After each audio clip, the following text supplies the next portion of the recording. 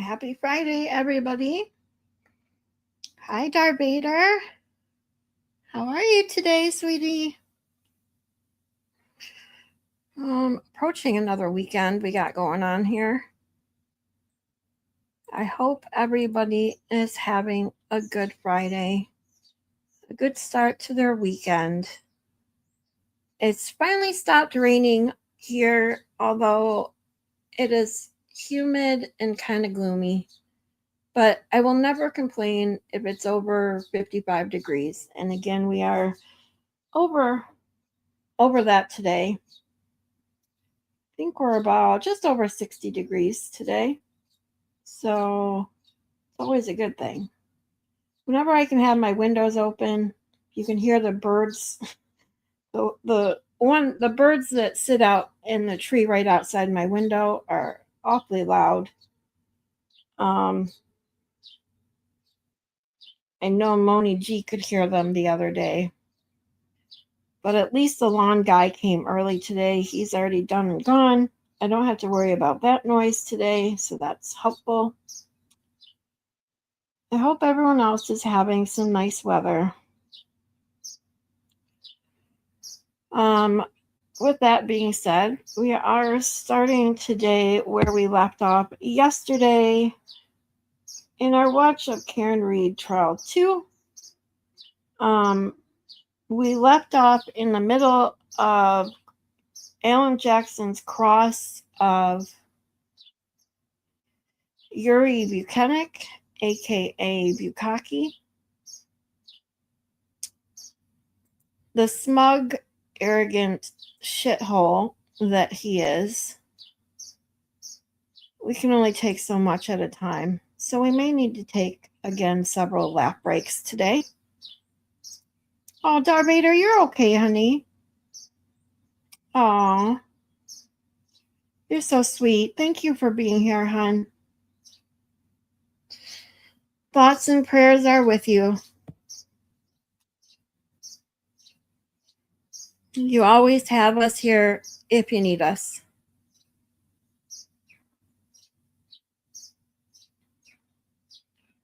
So for today, we are going to just get started, see how much of Bukakee's testimony we can get through.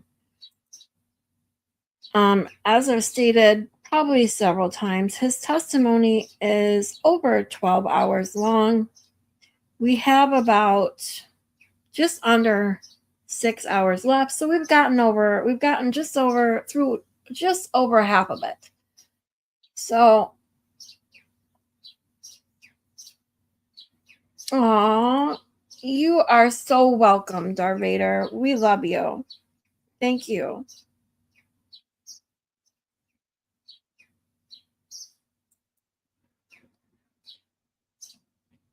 I'm glad that we were able to help you get through it. I know those things aren't easy to go through.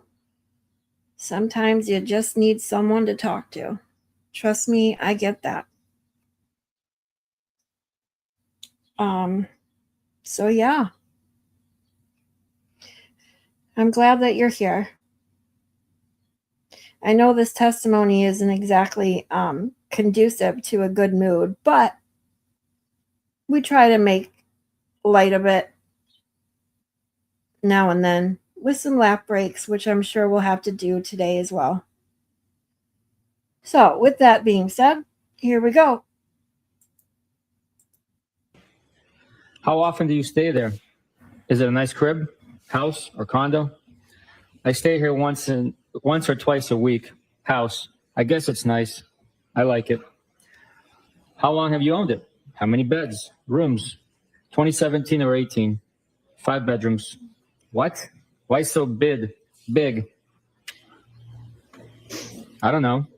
It's an old colonial. It has a lot of bedrooms. More than you clearly need. Are you moving to Canton? I know, seriously. Some rooms I only go into dusk. Not anytime soon. I'm there for most of the time, but sometimes it's a lot. A lot, why? Do you even know what you want or who? Because I went from being solo to trying to give attention to kids. who aren't mine. And I never wanted kids. I thought you were in this happy relationship. Everyone is happy at Hillside. Oh, God. You avoid things. It's just a very, very complicated dynamic with the four of us. He isn't cut out for what he's doing, and the kids present constant issues. I think he believes he is doing the right thing. Well, of course he is, but his heart isn't in it. It's only because he was very, very close to his sister.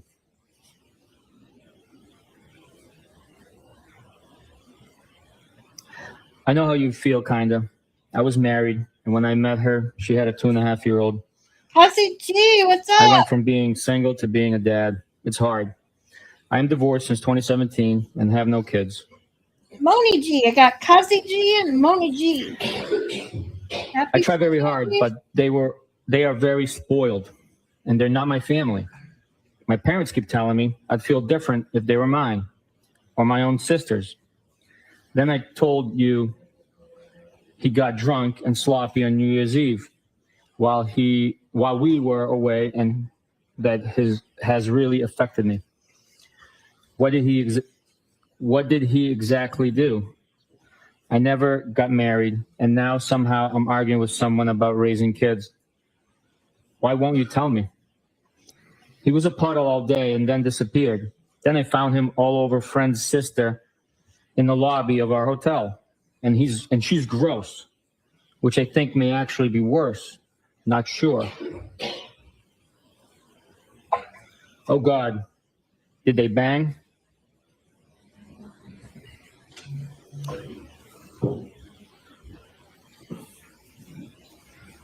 So I was the kids celebrating New Year's without him, which shouldn't be my role.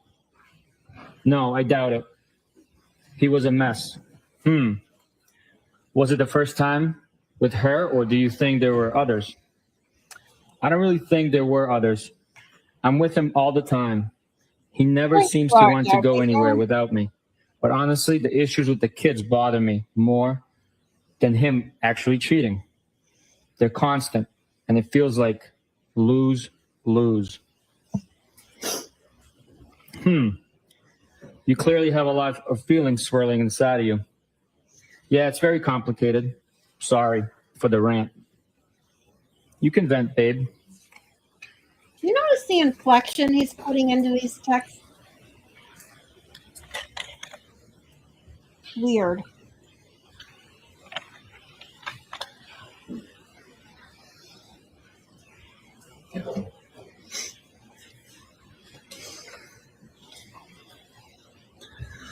Basically, I just feel like I spread myself too thin, and sometimes it's thankless. You probably felt that way too.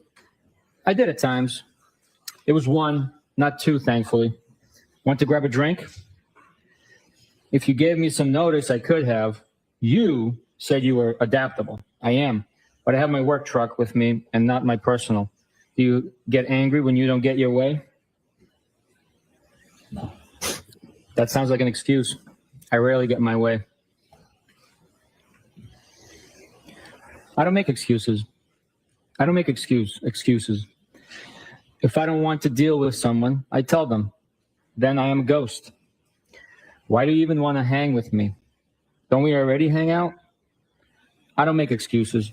You know what? That's Work very truck, telling personal truck. someone. Hold What on. does He says, hold on. He says, if I don't want to deal with someone, I tell them, and then I am ghost. And when you look back at the text messages between Higgins and John, where they literally text almost every day for like 2 months, and then he ghosts John the 2 weeks prior to his death. That is pretty telling right there, meaning he doesn't want to deal with him because he just said that.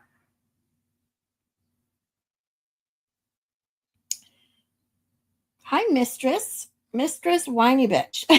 I like the handle. Yes, This is Higgins and Karen's text messages being read by Sergeant Bukhenik.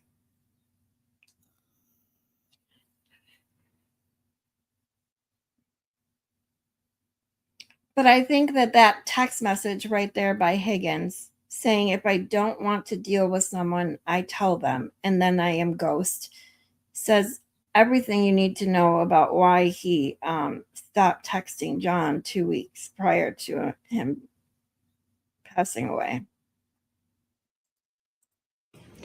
Why do you even want to hang with me? Don't we already hang out? I don't make excuses. Work truck, personal truck. What does that doesn't sound like a massive problem. I end up drinking with you at least once a week, I'd say. I can't use my work truck for transportation to go drink. You think so? What makes you so sure? Probably would be fun. I think I see you about once a week at a bar. No? Not lately, but yes. Okay.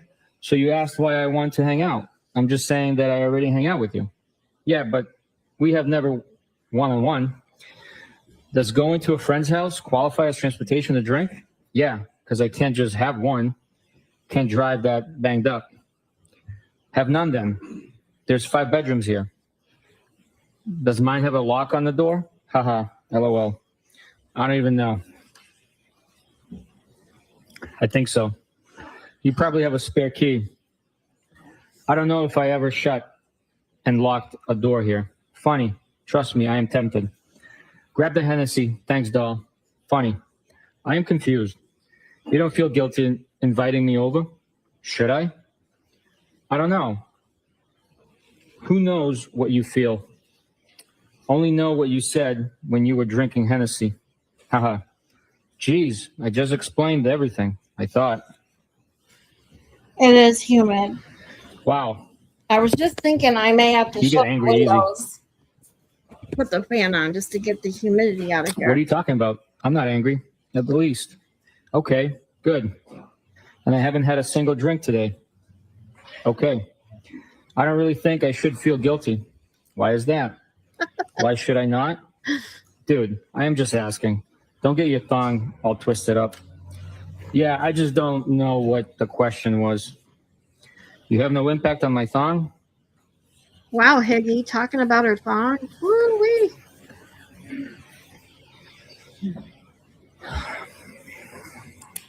I think I try my best to do the right by people, and sometimes people suck.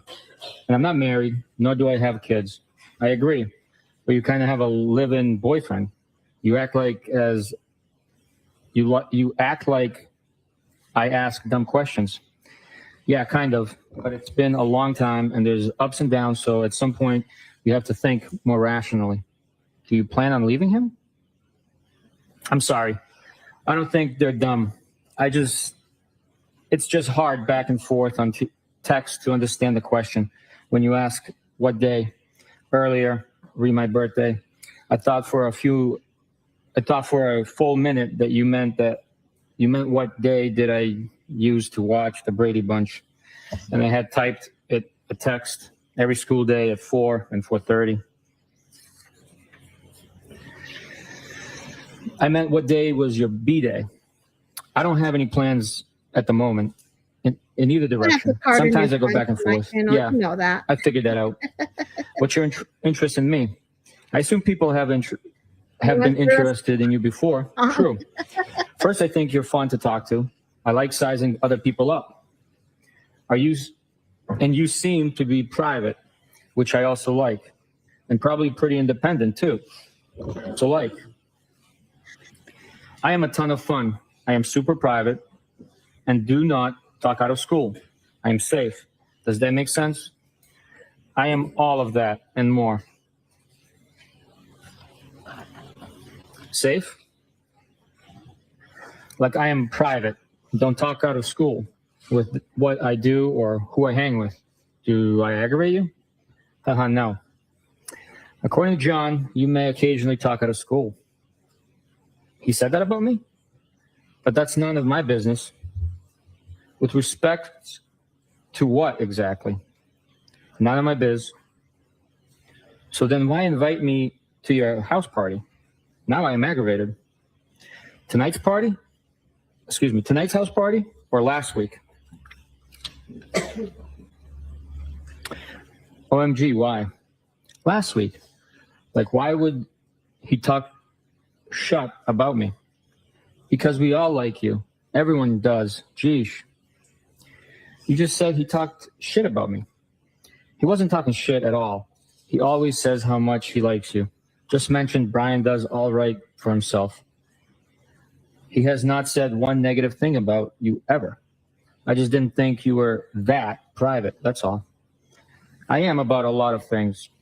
Don't be so sensitive. I am good. Oh, geez. Are your panties in a twist now? Stop. Oh, Nah, now they're panties. my boxers not are just thongs, fine. they're panties now. Okay. You're not going to run your work truck through the gears tonight?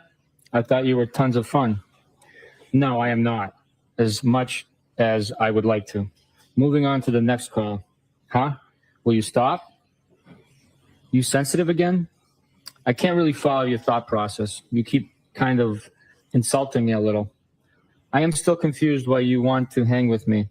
It's also out of left field. No, I am not. Are you single? Yes. I don't think it's out of left field. Wasn't I already begging you to come over last Saturday? You getting my number from Melissa and reaching out to me. And then on vacay and probably a few other occasions. You didn't really beg. I asked at least twice. How do people usually reach out to each other? Why would I have thought you had any interest in me? Usually do it when they do live with someone. Do not. Maybe, maybe not. So you have sent me signs before? Did I miss them? John and I have had a lot of ups and downs, and we already did this nearly 20 years ago. And there's kids involved that get attached and things get muddy. I don't know what the answer is, but I feel very strongly that I've put my best effort in with all three of them and the extended family too. At some point, it gets frustrating and my actual feelings take precedence. I get it. I am not denying that or that it gets tough. Do you remember anything you said to me the other night? I'm just trying to explain where I'm coming from. Yes. I get it. I deleted it because I didn't want to do my own text walk of shame. But I'm pretty sure I remember everything. Okay. So don't you think it would complicate and confuse your situation? I think Darth Vader told you, Joy, but this is Karen and Higgins text back and forth being read by Bukakeee in trial 2. Yeah. This guy was so hard up, I can't. Right? Do you like me? Check the box. Yes or no? Seriously. If we hang out? Fair question. Probably. Do you only do things with that simplify your life? Nope. I complicate my life on the regular. Yeah, so does everyone else. Just so you know, I thought you were extremely hot off the rip. Amazing personality. I could go on and on, but I do not. Want to pump your shut up too much. Thanks for saying that, but low comps at Hillside. You know how to ruin something nice. I frequent other places. John has showed me about 5 times the Ring video of me walking you out on Saturday, and my voice and my accent are killing me softly. What? Yeah, he has cameras everywhere. You cops. Jesus. He Christ, are you guys hooking up? OMG, great.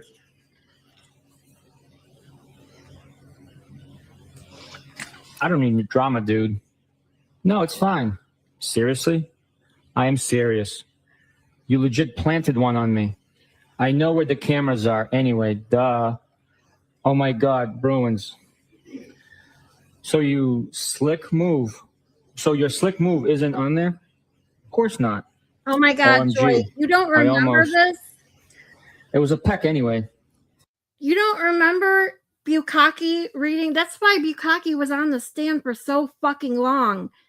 Because Higgins didn't testify in trial 2. They had to have someone bring in these texts. And Bukakeee drew the short straw.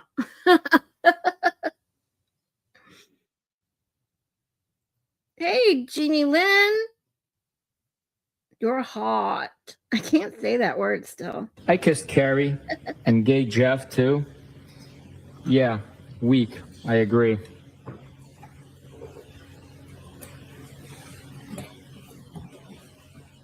LOL, funny. So now he is jealous of me? No.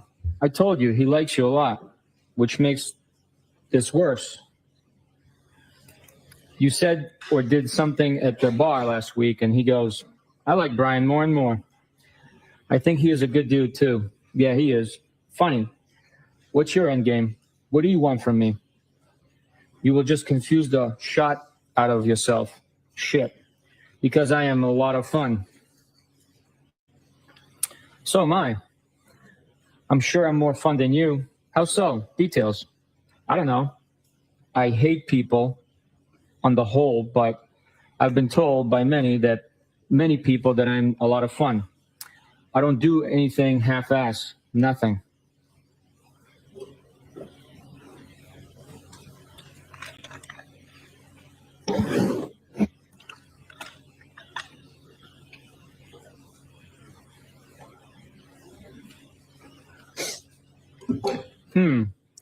So what do you want from me? I don't know. I just like you so I reached out. You have zero idea? Nope. Oh God.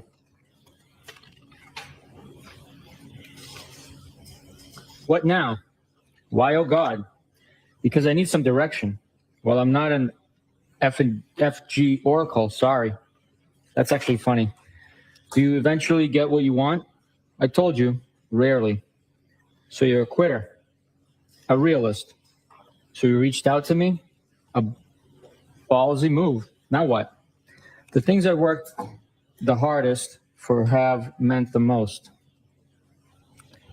Does Melissa know you dig me? Ballsy? Not really. I already know you. True. But you have a man. I figured if you text with Melissa, you'd definitely text with me. Yeah, we were. She isn't trying to hang with me. We? Of course she is. Plus, I never really texted with her other than to see if they were headed out. No, Joy. I asked you over. Is what?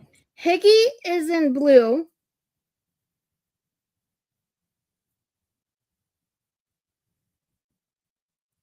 And Karen is in gray. I believe. Do I have that right? Hold on. Yes. Higgy's in blue, Karen's in gray. You made excuses. That's fine. But I'm not asking again. She doesn't like me like that. I'm sure she does. What makes you so sure? BC, she said, I'd love to set Brian up with my sister. She deserves such a good guy like him. That doesn't mean she wants to. Bang me. Himself. And I think Lito is kind of a dink, so I'm sure Melissa likes you a wee bit. Herself. Yeah, he is interesting.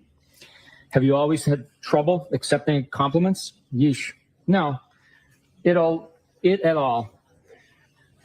All yours came to me after a day of drinking. You were way more all over me that day. So what? Don't most compliments come that way?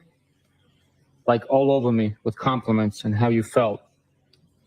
It was 3:30 a.m. Right, Joy? This isn't sexting. This is, I don't know what it was fun. I've complimented you today, too. And kicked my nuts in. Oh my God, how? If I had more notice, I would have grabbed a drink somewhere. So I am all set with. That's fine, but I am not asking again. Well, it was 7 p.m. and I'm super cool. So right now, asking again. Excuse me. So right now, asking again. Coming to your house would have been bad for the both of us. For starters, you wouldn't have wanted me to leave. Now equals not. That sounds good. That's trouble. Why?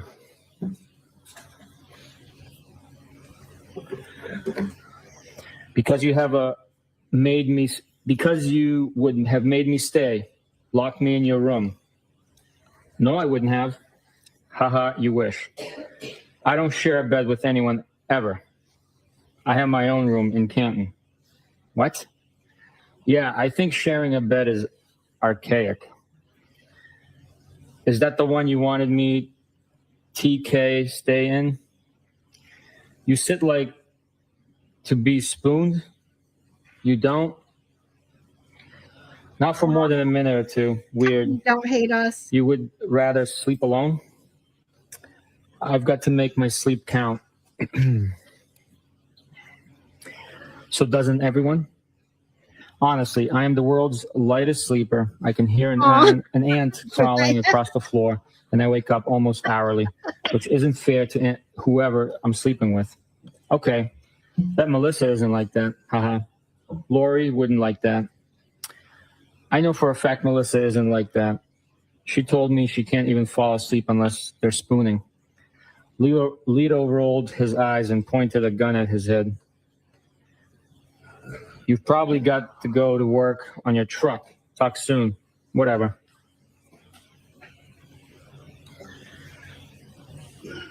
Lighten up, Francis.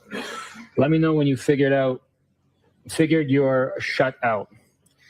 That's a tailor-made joke for an army vet. No one else has it figured out. Why do I? Combat vet. I didn't say non-combat. I told Sat, I think you're hot, and since told you how cool I think you are. Maybe you're actually a jerk. What do you want me to say / do? I'm pretty sure you're seeing people too. I am not a jerk. Don't change the narrative to suit yourself. Own your words.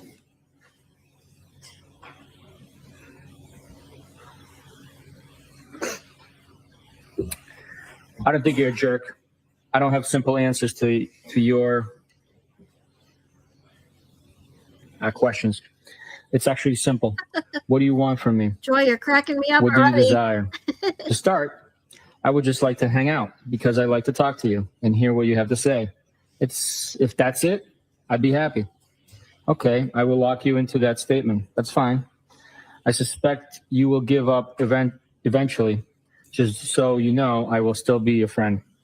Clearly, you're trying to give me a Heisman. No, not at all.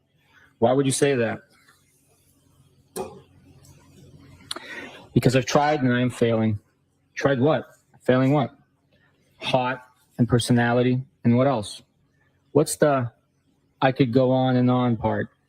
BC, it feels like a Heisman. I feel you, Sugar-coated Lynn, with I'm a few the way. compliments. That's okay. Tony G and I were literally I just asked you talking over about this. on a seemingly uneventful Tuesday. Menopause, Yeah, and with always 0 being heads up. hot. I have to get up at 4:30 a.m. Didn't hear from you yesterday at all, so I should have been a mind reader that you were going to extend an offer to your crib for a drink. If you want to give up, that's on you. You're being silly, for the record.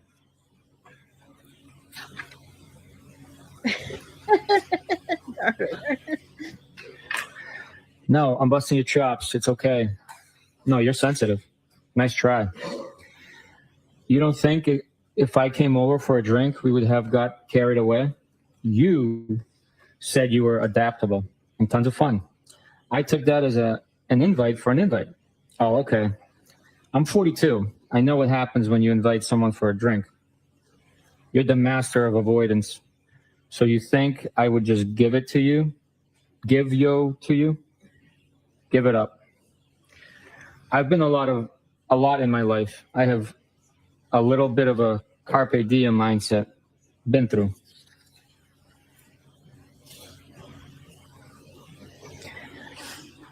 What am I avoiding? I'm not afraid to be direct. Some my questions. Okay, which? Ask again. Nope. Tricks are not for kids. I'm pretty sure we would have hooked up. Okay, I can't say that.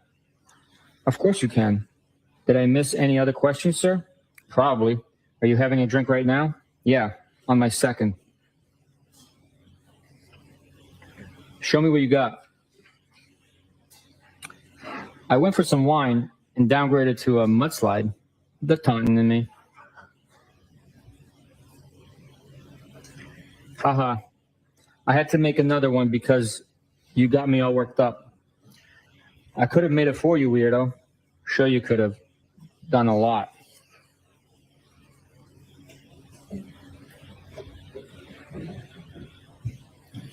And you got yourself worked up, buddy? Yep, I am. What a crime? Excuse me. That a crime? Are you annoyed? Kinda. Why? Because you this offer on me last minute of through. I could have made 3-round tips by now. Excuse me. I apologize. You could have made 3-round trips by now. Oh, I bet. Crickets. 4-round trips. Bite me. Geez, that's fresh. That's fresh. Oh my God. So you only say like one nice thing per day? Tough. You're impossible.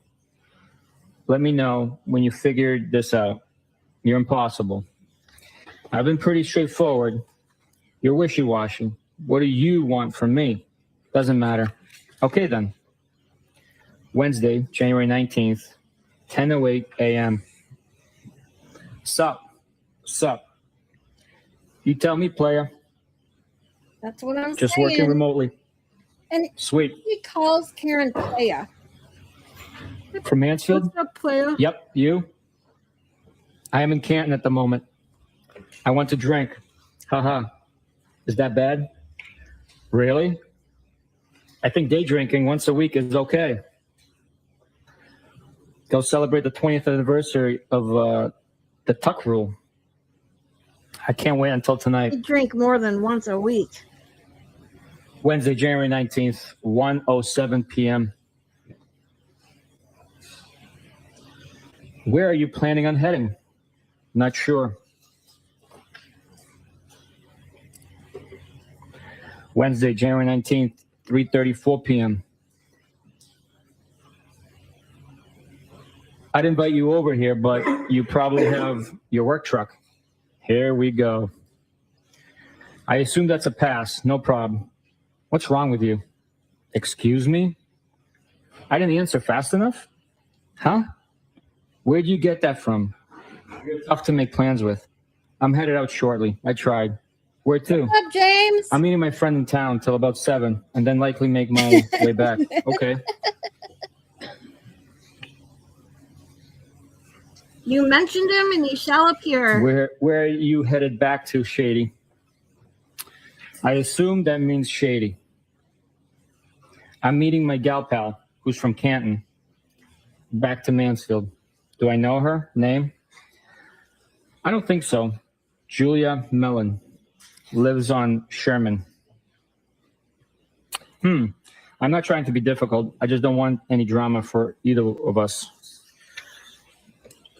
I don't either. Okay. Trust me, I am tempted. I don't think it's a big deal. What? You coming over to my place? Or are you coming over mine?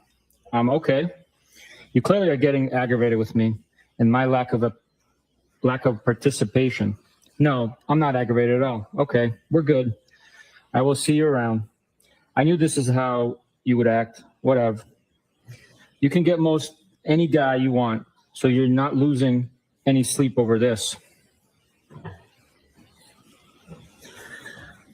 None of that is true. I'm not talking to any other guys, and I have issues with John, and things are far from perfect. You just happen to know about him because we all hang out at the same bar. I'm sure you talk to other girls. That's what single people do. I'm not married, and neither are you. Neither is John. Was that your attempt at a lecture or deductive reasoning? What do you want from me? That's just how I feel. Excuse me. That's just how I think/feel. You don't need to approve. I've already answered that last question a couple of times, I think. I'm not judging you. Never have, never will. You shouldn't. I don't know what your private life is about, nor is it my business.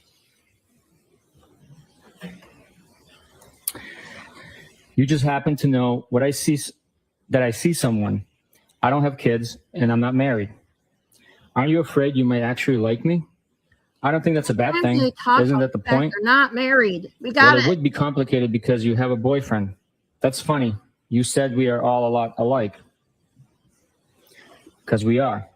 Yeah, life never stays the same. Things always change. Okay. Why are we alike according to you? Because we go with our gut and how we feel? Isn't that kind of what you told me? Yes, that's true.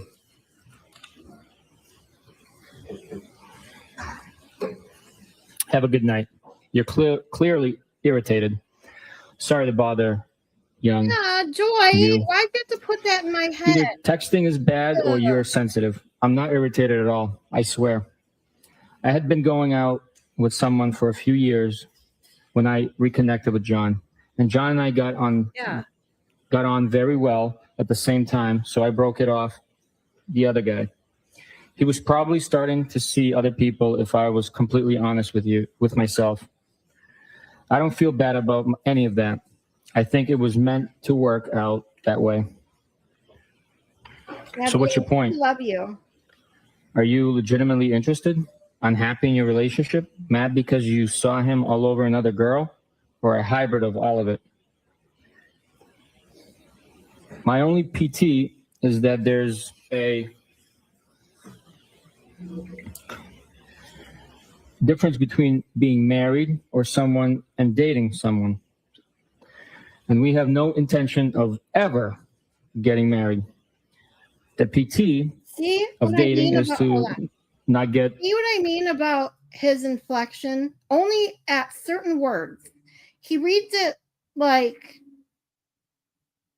with no, emotion, which he shouldn't because it's not his text messages.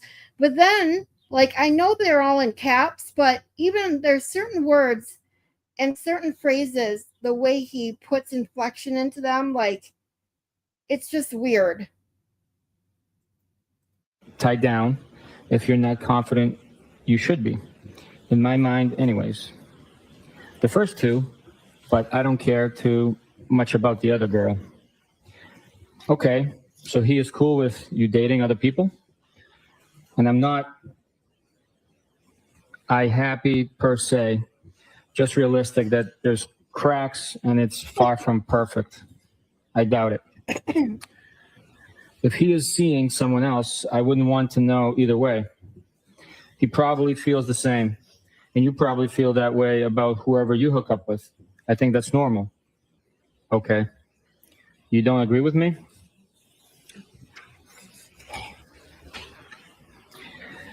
You make some valid points. No shit, Sherlock. Come on, I'm funny. No shit, Sherlock. Sit on that and spin. See? Now you have to go below the belt. Love it there. Do you wear belts? Only once in a while. Okay. When I go into the office. Okay. Rando. Haha.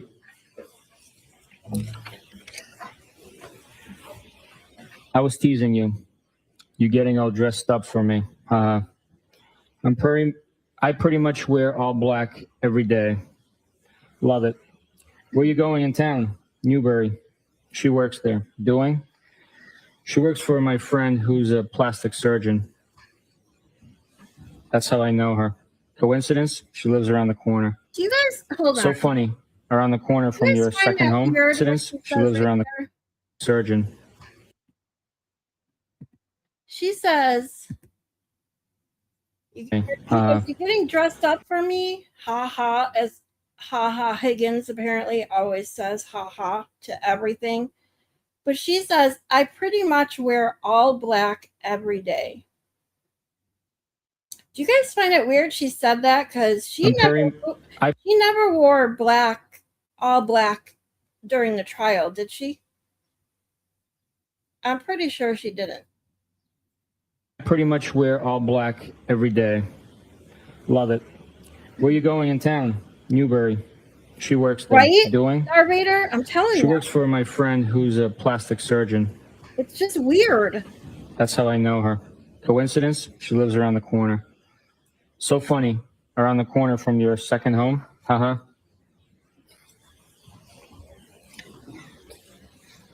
Oh, haha. I had to come downtown earlier, so told her I'd meet her for a drink. You there now? You would like my spot at the Cape. I have a great spot for dinner and drinks down there. Are you there tonight? I'm a beach worshiper.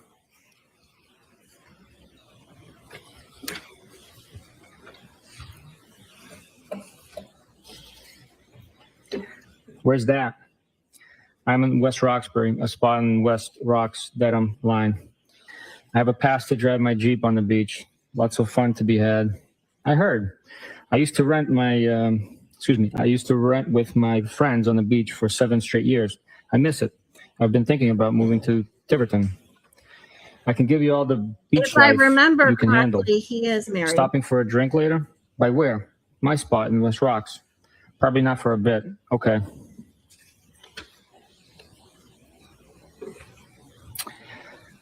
At a bar? I wasn't suggesting anytime soon. I know you're with your friend. I meant my house. Probably after 8. Okay. If you don't want it, that's fine. No pressure. I will. A drink? What do you drink? Are you out now? Sorry. I'll drink whiskey if that's what you're having. Haha. Send me a pic of you two.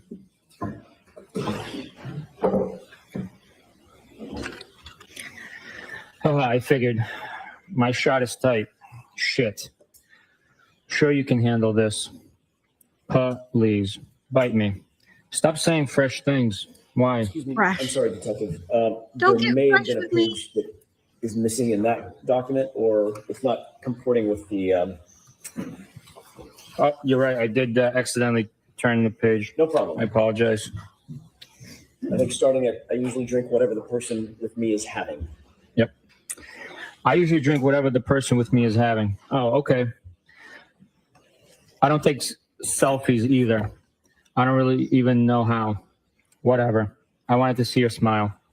I hate having my photo taken. Weak. Sorry. I'm a very particular person. What's that mean? Okay, never mind. Go enjoy your friend. Go clean your house, will ya? My shit is spotless. Haha, I figured. My shot is tight. Shit. Sure you can handle this. Please, bite me. Hold on. Stop saying fresh I gotta things. remember to pause so you guys can hear me. So, do you guys honestly think that Higgins is a neat freak? She says, my shit is spotless. I do not picture Higgins as being a neat freak. Just my opinion. Why? Are those statements tempting? Nope. Oh, which statements? Oh, Perhaps you sorry. should drive directly to Mansfield. You said bite me like 3 times. Okay.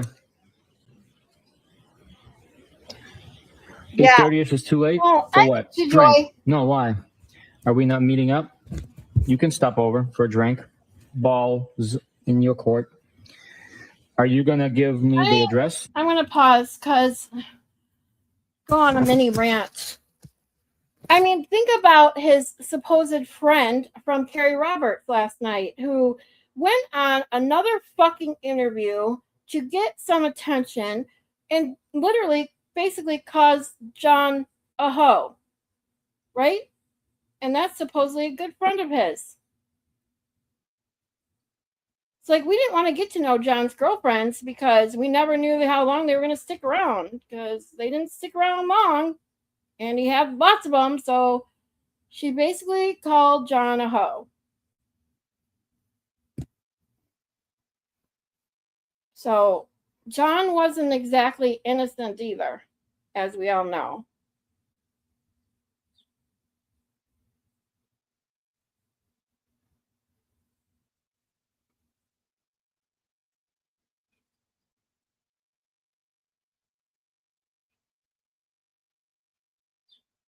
Doubt it. Might have a cleaning service. Maybe. That could I could see that, but I could not see Higgins being a housemaid in any way, shape, or form.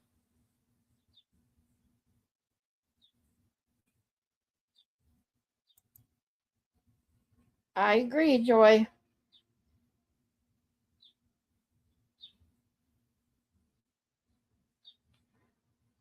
Yeah, Jeannie Lynn, the one that I went over, the interview I went over last night, was from, I don't know when they actually did the interview, but she just released it yesterday morning. Hey, Cheryl.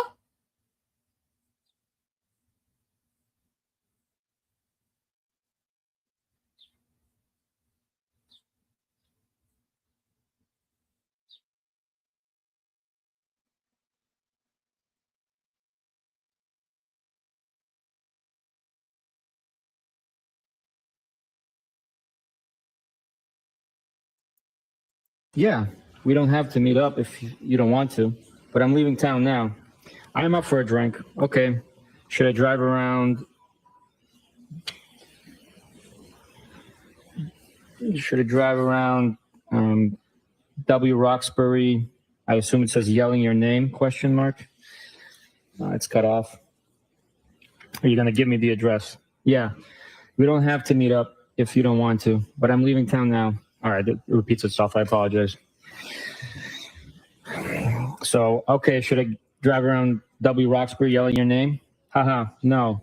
Where are you now? Newbury. Do you really want to come over? Only if you want me to. Can you take charge? I thought we already settled this. Haha. Okay, well, I am in my car and now getting on the highway. This feels like I am forcing you. Not at all. I am game. Okay. I do agree with that, Joy. The more they talk, the more chance something else slips up because they can't ever remember their script. And they're just going to keep forgetting more and more and more of it.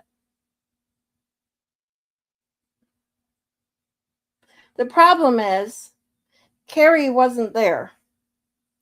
And Carrie is the only one that keeps coming out speaking and then does these fucking interviews and then wants to pull the, oh, well, woe is me and everyone's picking on me. And boo fucking who? Okay. Well, I'd like to know where the hell I'm going. Pike or 93? You just want to meet me at the crib, or do you? Cheryl, I agree. She says some people don't have long relationships, doesn't mean he's a hoe per se. I agree with that, but it was the way Carrie Roberts put it. It's the way she said it. Like, she didn't obviously come out and say, well, John was a hoe. But the way she put, just the way she said the words, it was inferred. Want to come over? Pike, I would say. You decide. I don't know either. Whatever you want. I don't either. Play so wherever you're comfortable. You know anyone in West Rocks? I don't think so. Ha ha ha. Then just stop by for a drink. Up to you. No pressure. Just give me an address. I hate texting while driving. Bryant Road. Text me when close. Okay. I will show you where to print. Park. That's W Rocks. It's not coming up. Yeah. Then put Boston in. Bryant Drive, West Roxbury Township, New Jersey. Searching for a friend. And then add your phone contacts so you can search for their address on maps. It's a screenshot sent through. First one. What app do you use? Turn around on the street. Park at the top of the street across from the red minivan. LMK when you're here. Here. Wednesday, January 19th, 11:13 p.m. Home. Alive? Cool. Thoughts? Maybes. You? What? You asked my thoughts. You didn't answer. I don't know my thoughts. Okay, I think I get it. You have any? Thursday, January 20th, 12:27 p.m. Hi. How was your day?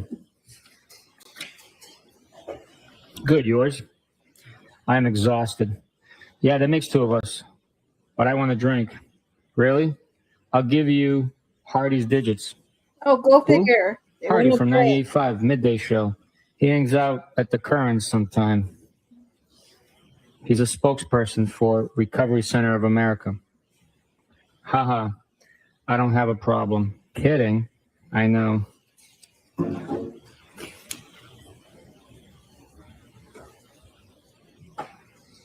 Good riddance. Haha, stranger. Hey, I was at Hilly all weekend. I agree, Joy. Have not heard from you. I apologize. Sunday, January 23rd, 9:40 p.m. Phone works. Thought you were all set. With talking? No. You sure? Friday, 11:32 p.m. Well. Saturday, 11:54 a.m. John died. Lights, please. And that's something I've talked about several times, is that no matter what, that being the last text message and John or Higgins not responding to that text is just, to me, is very telling.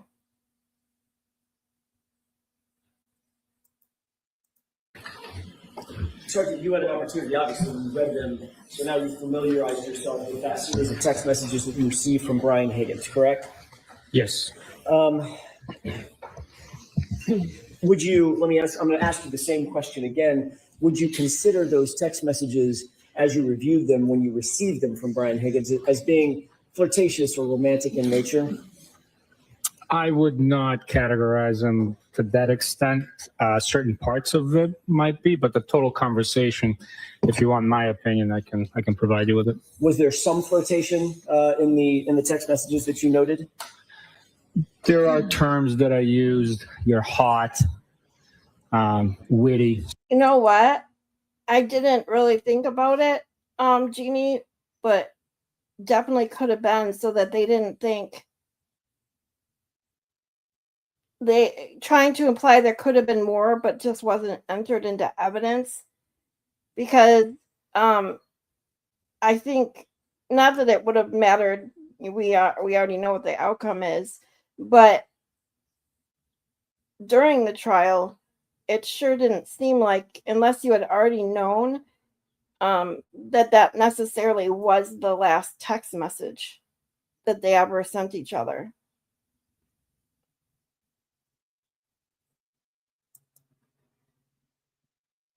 Stuff like that, talking about banging and hooking up. What word would you use to describe them if not flirtatious? The totality of the conversation? Sure. Let's start there. My opinion is that it's a Yeah, angry. exactly. I talked quite a bit about it when I went over the text messages in the first trial, and because I didn't know when Higgy found out about John. So I listened when Higgy testified in the first trial and said that he found out or got the call from Berkowitz at 6:30 in the morning. He knew immediately. And then Karen texted him that text message about John being dead at 11 something that morning. So he did know already. She didn't know he knew.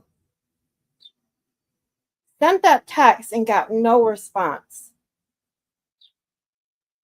No matter what, if you didn't have something to feel guilty about, even if you already knew, wouldn't you normally say something like, I'm so sorry, I heard about it this morning, something, or I can't believe this happened? He said nothing. It's just crazy.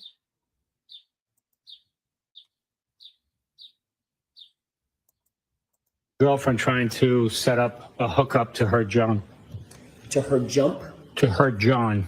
To her John. Yeah. Would you consider the responses from Brian Higgins? Joy says, here's another question. He said he went home because he was tired, but he went to the PD. Then he said when he got home, he does not recall where he slept and claimed to have watched the news at 5:30 a.m. Why are you watching the news? Are you waiting for some information? Ooh.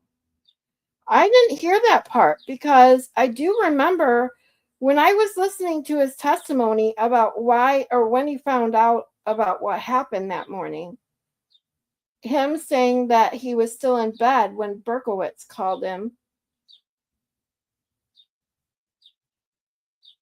I swore he said he was sleeping and missed the initial call.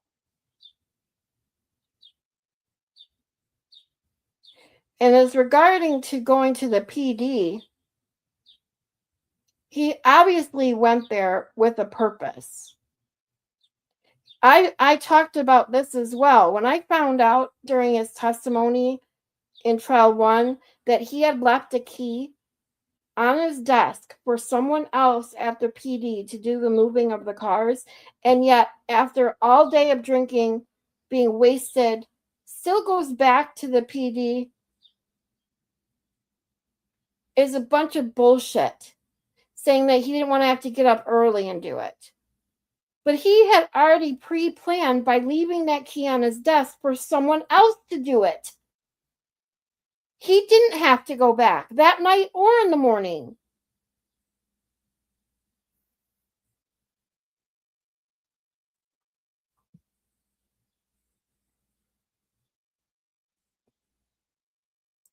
Yeah, it's crazy. Joy says that is what he said. He previously asked where he went to sleep. He could not remember. He said he watched the news. Got it.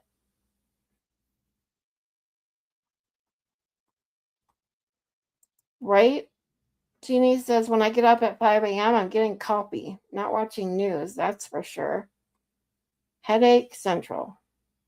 Yeah. Who goes to work on their day off during a blizzard? Exactly. Especially when you already, and you admitted and testified that you already left the key for someone else to do that. You had no reason to go there. None.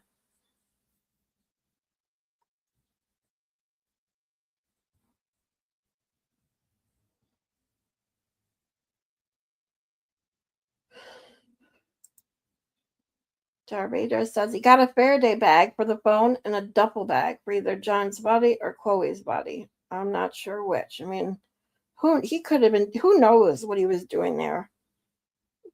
I mean, he could have been doing all of the above or none of the above.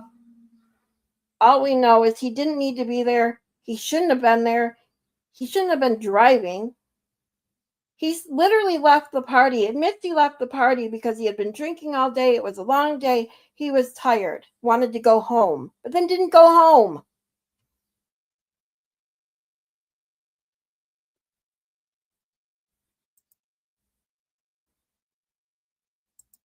Don't be sorry. Don't ever be sorry. Joy says one more thing. Remember, he said it was a butt dial, but you could clearly see a light up phone in his hand when he was in the PD parking lot. Yeah. Oh, we've talked about the butt dials at length. Okay. You cannot butt dial with a smartphone. Now, we've all seen Aiden do his investigative journalism with Raggedy Andy, who I didn't realize until last night was actually Raggedy Andy and not Raggedy Ann. But we all know that a smartphone is not conducive to your ass. Okay? Your ass cannot type in a code, then open the phone app, then either open your contacts or dial a number,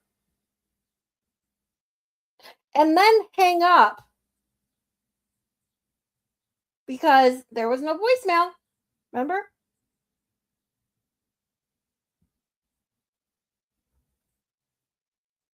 Someone has to hang up.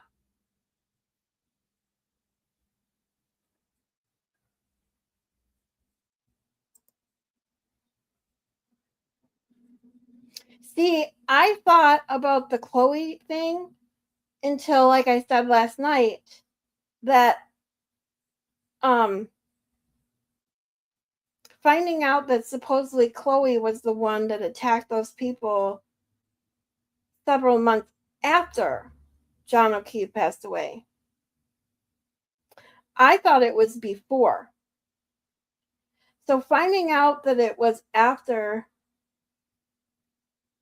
it's actually starting to make me wonder, because I truly believe that Chloe was not at the house ever again after January 29th. But why would they, if that really was Chloe that attacked those people, why would they get rid of the dog for that night and then bring it back? So I always wonder now, I've been wondering now since I learned of this, if the dog, was gone the night of January 29th. They got a replacement dog that would obviously have different DNA, just in case. And that's the dog that attacked people. And then they got rid of that one. I don't know. It's a lot.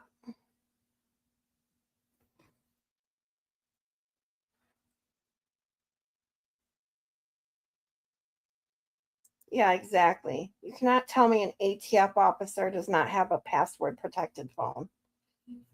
Why did he break his SIM card and destroy his phone and ditch it on a military base? The only reason you do that is because there's something on it you don't ever, ever, ever want recovered. My butt could butt dial all the way to the moon and back.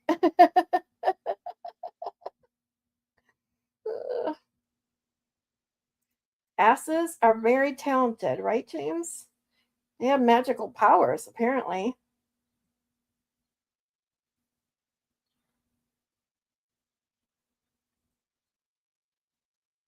Gives gives new meaning to the word smartass. That's for sure.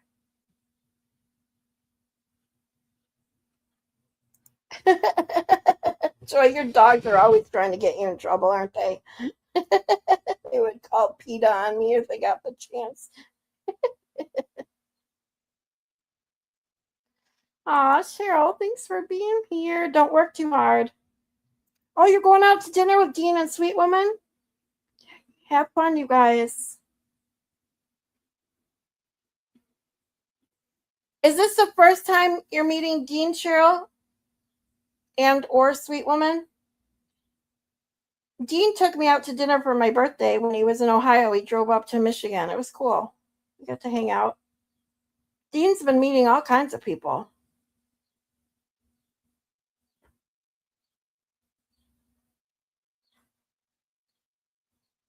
Tell my internet boyfriend, Dean, I said hi. Ooh, you robbing the cradle, Joy?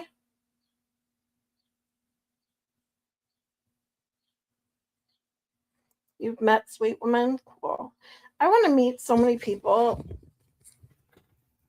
I swear to God, if I had a car, I would take my YouTube show on the road and just drive to every fucking state in the United States. That's like my dream vacation.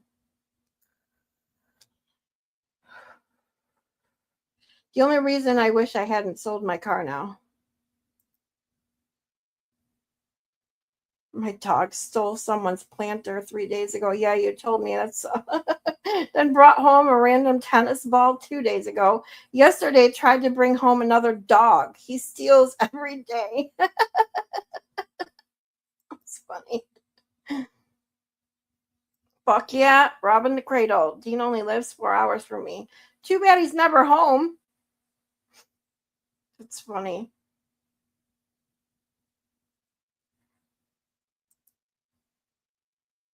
Don't hook him up yet. Don't hook him up with Joy's 2 dogs. You guys are awesome. All right, let's see how much more we can get through of this. Here we go. Begins to be flirtatious in nature. There are conversation parts that are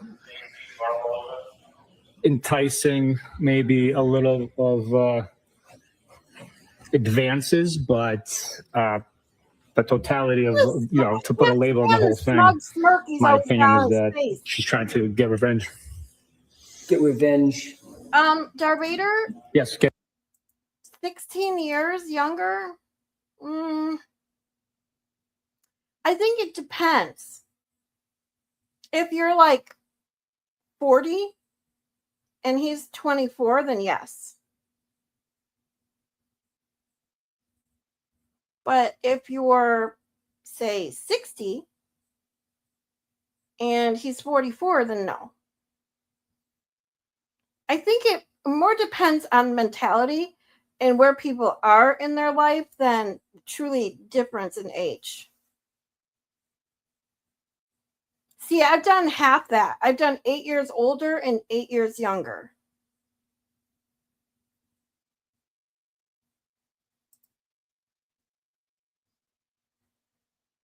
See, Glenn gets it. Depends on if you're on age. If you were 30 and he was, yeah, exactly.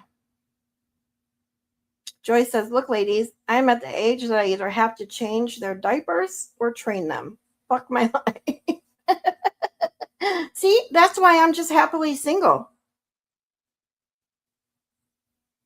Trust me when I tell you, I do what I want, when I want, and I'm perfectly happy with it. She's like, okay, let me do the math. Give me a second. Yes, Jeannie Lynn, great minds think alike.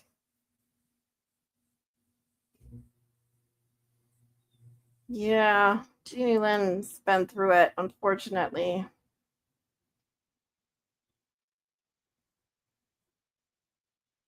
Usually good at math, but at this moment I'm gapping. It's okay, Darth. We all have those moments. Cheryl says the love of my life is 21 years older than me, which wouldn't be a big deal now, but he's married again. Aww.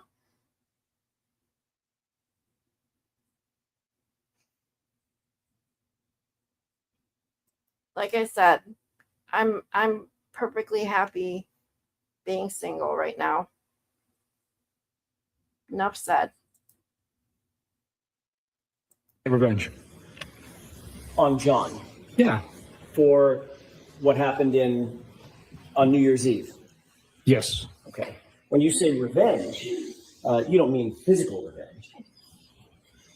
Well, emotional revenge. She's trying to hook up with Higgins and then hurt John by cheating on him. And in fact, you did note that John O'Keefe was not privy to these text messages, right? Objection. I'll allow that. Do you know that? I do not, Your Honor, no. He's not on these texts, is he? I don't know if their accounts are synced at this point. I don't know if he's seen them. I don't know. Oh, shut up. His phone. Bukake, you know this. You guys got his phone, correct? We do have his device, yes. Do you have any evidence that his account was somehow suddenly know that he's synced with what's happening account? Not from his device, no, but he could have seen the text message. Okay, so there's no evidence that he was synced. His account was synced with anything, correct? I'm sorry, can you repeat? There's no evidence. You were facing the other way. I didn't hear. There's no evidence that his account was synced with anything. Not his device that we have, no. And you don't have, as you sit here, you don't have any evidence whatsoever that he saw any of these text messages, correct? And just so you know, Jeannie Lynn, as I've told you always before, if and when you are ever ready to tell your story, you are welcome on anytime you want. Even if you don't want to tell your story and just talk about it, you're also welcome anytime you want. Just so you know. We don't have that, but I do not know. Okay. So as you sit here, my question is very simple. Do you have evidence, affirmative evidence, that John O'Keefe ever saw these text messages? I do not have evidence that he saw them, no. So would you agree that the text messages show a romantic interest, for whatever motivation, a romantic interest from Brian Higgins toward Ms. Reed? You have to ask that differently. In your mind, as you read the text messages, did you determine in your head that there was a romantic interest by Brian Higgins toward Karen Reed? In my mind, I saw the text messages for what they were, initiated by Karen Reed, and began a text message conversation with Brian Higgins. And Brian Higgins was responsive to those text messages, correct? They did communicate back and forth. He was responsive to the overtures that Ms. Reed made toward him, correct? Suggestions. Let's get together for a drink, come over to my house, I'll come over to your house, things of that nature. Those went back and forth between the two, correct? Yes, they were back and forth. Yes. And did you determine that there was an interest by Brian Higgins in Karen Reed?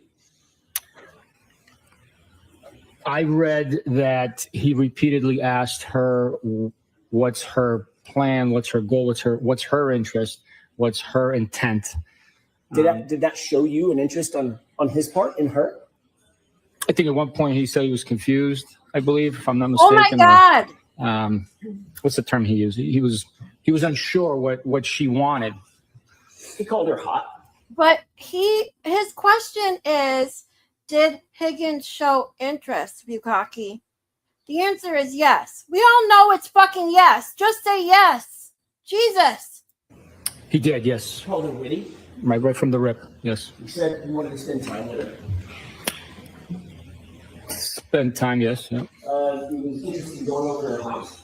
Yes. He was interested in her possibly coming over to his house. Yes. He told her that he thought she was hot, his words, from the jump, correct? From the jump, yeah. How do you interpret that?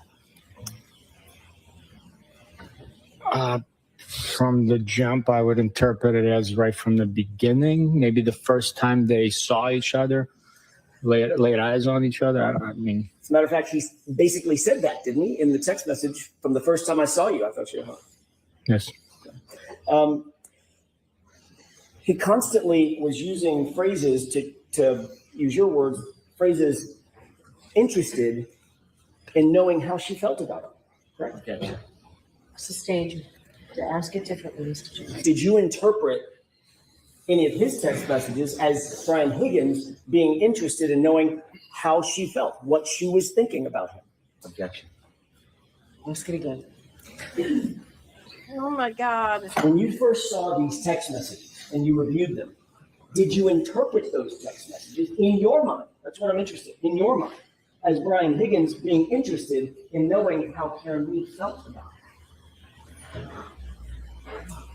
I believe his statement indicates that he was interested in seeing what her interest was, what her intention were, and questioning the fact that she's dating live-in boyfriend with his buddy.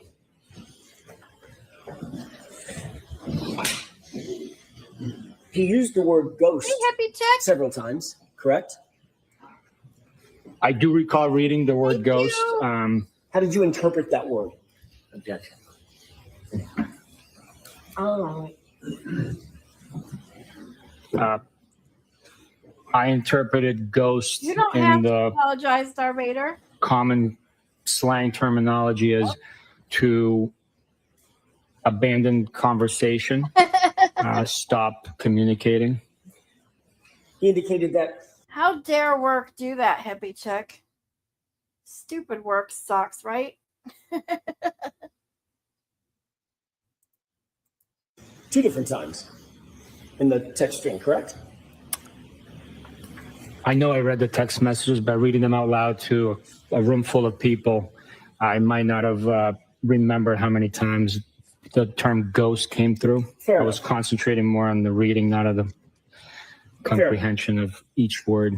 Fair enough. But you did note that he used that term in his text messages to her, right? I think I recall at least once that the term ghost was present in the communication. Did you interpret that? I'm looking for what was in your mind. Did you interpret that, the use of that word by Brian Higgins, as showing some level of frustration at her abandonment of the conversation? No, I did not. Not at No, all? no. Why? Have you ever heard the phrase, "you ghosted me"? Yes. How do you interpret that phrase, just in general? I've heard it communicated between other people. I've never used the term ghosted. I think it's a little after my time in communicating with others, but I take it as you stopped responding to my text messages. Do you take that, do you interpret that, or did you interpret that as a positive or a negative comment? You ghosted me. I interpret it as a matter of fact, like you stopped talking to me. Oh my God. I never thought about it in a positive or negative connotation. I never gave it any thought. As you sit here now, if you do give it thought, would you put a positive or a negative connotation on the phrase, "you ghosted me"? Objection. You're aware that based on the text messages that we just saw, there was a series of text messages that went back and forth starting in mid-January and basically ending around January 23rd, correct? This chain of text messages began on January 12th and ended January 29th. Right. I'm going to get to the 29th, but the back and forth ended on January 23rd, did it not? I don't recall as specifically. I can leaf through it and tell you what it is. I know I read the dates out loud, and again, I was concentrating on reading. Do you have the document in front of you? I do. Could you turn to the last page? Yes, sir. I believe it's the last page. It may be the second to the last page or something.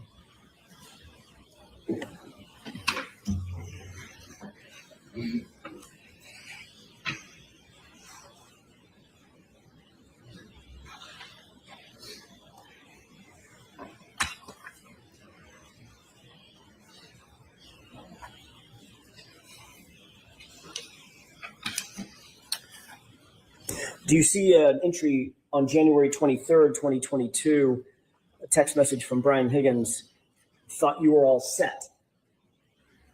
Yes. And Ms. Reed responded with "talking?" Question mark, "No," period. Correct? That is her response. Mr. Higgins then responds, with 4 N's behind the H, correct? That's correct. And then he responds again. By the way, did Ms. Reed respond to the No, she did not. And then he follows up with, "You sure?" with no punctuation, correct? That's correct. Did Ms. Reed respond to "you're sure"? She did not. The next text is on January 29th at 11:32 p.m. correct? I'm sorry, January 28th at 11:32 p.m. Is that right? Yes, it is. Is that from Ms. Reed or from Mr. Higgins? At 11:32 p.m. on Friday, January 28th, it is from Mr. Higgins. That's all I asked. And now, can you tell the jurors what that text is? And then the next text immediately after it. Well, So between January 23rd and January 28th, would you describe Ms. Reed's side of the conversation as having ghosted Mr. Higgins? no, she initiates the conversation. You had me read the second text message in the chain. Between January 29th, January 23rd, when that last text message was sent by Brian Higgins, until January 28th at 11:32, would you describe that as Ms. Reed having ghosted Mr. Higgins for those 5 days? Strictly looking at the text message communications and not knowing whether they. Oh, Darth Vader. I know there's other stuff you want to say. I'm asking you just to read, but just to answer the question about based on the text that in front of you, starts with Bukake. Does it appear that Ms. Reed That's ghosted awesome that as you you checked define it. the term Mr. Higgins from January 23rd until January 28th? I would get bored too if I had nothing to do. One could read into that in that manner, yeah. And then on January 28th, so that we get, when Brian Higgins sends, well, and Ms. Reed responds. No, she did not. They were together at the same location. Did she respond to the text? Oh my On that day? God. Answer the fucking question. Not on a text message, no. You said they were together. That means that Brian Higgins was together in the same room with Ms. Reed when he sent his text, correct? Yes. And she ignored it, didn't she? Sister.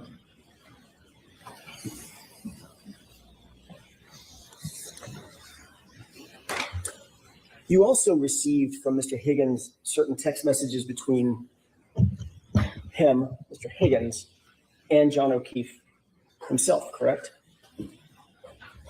Yes, we did. And one of those text messages, one of the last text messages that they exchanged. All right, everyone. Glenn, GLYNN 4881 is Jeannie Lynn, for anyone who doesn't know. That is when her tablet dies or she's driving. That's her account. So, yes. Just in case we have any other confusion. Love you, Jeannie Lynn. Was, as a matter of fact, the last text message that was exchanged was Brian Higgins at 12:20 a.m. on January 29th, 2022, texting Mr. O'Keefe, "You coming here?" with 3 question marks, correct? I would have to take a look at the document. I don't have a memory of it specifically. I know I reviewed it, but I don't have a memory of the time and content. Jeannie Lynn, be careful. I would tell you to be careful driving. May I approach your honor? Yes. Choo-choo. Ooh, I think I got one of those. Thank you, sir. No worries. Have all of you seen my new clips I made? I do have a train.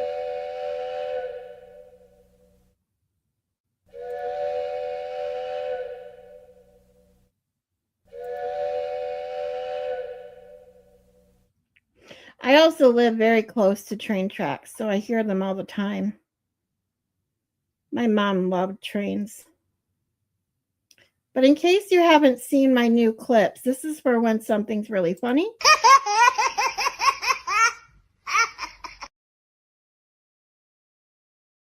For when something really to pull out my hair.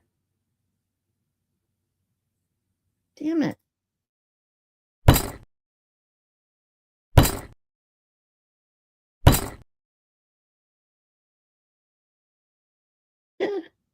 Oh, I had so much fun. I got more of those little clips and stuff in the works.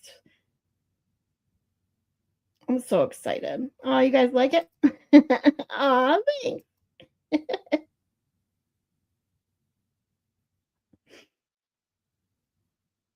Aw, thanks, guys.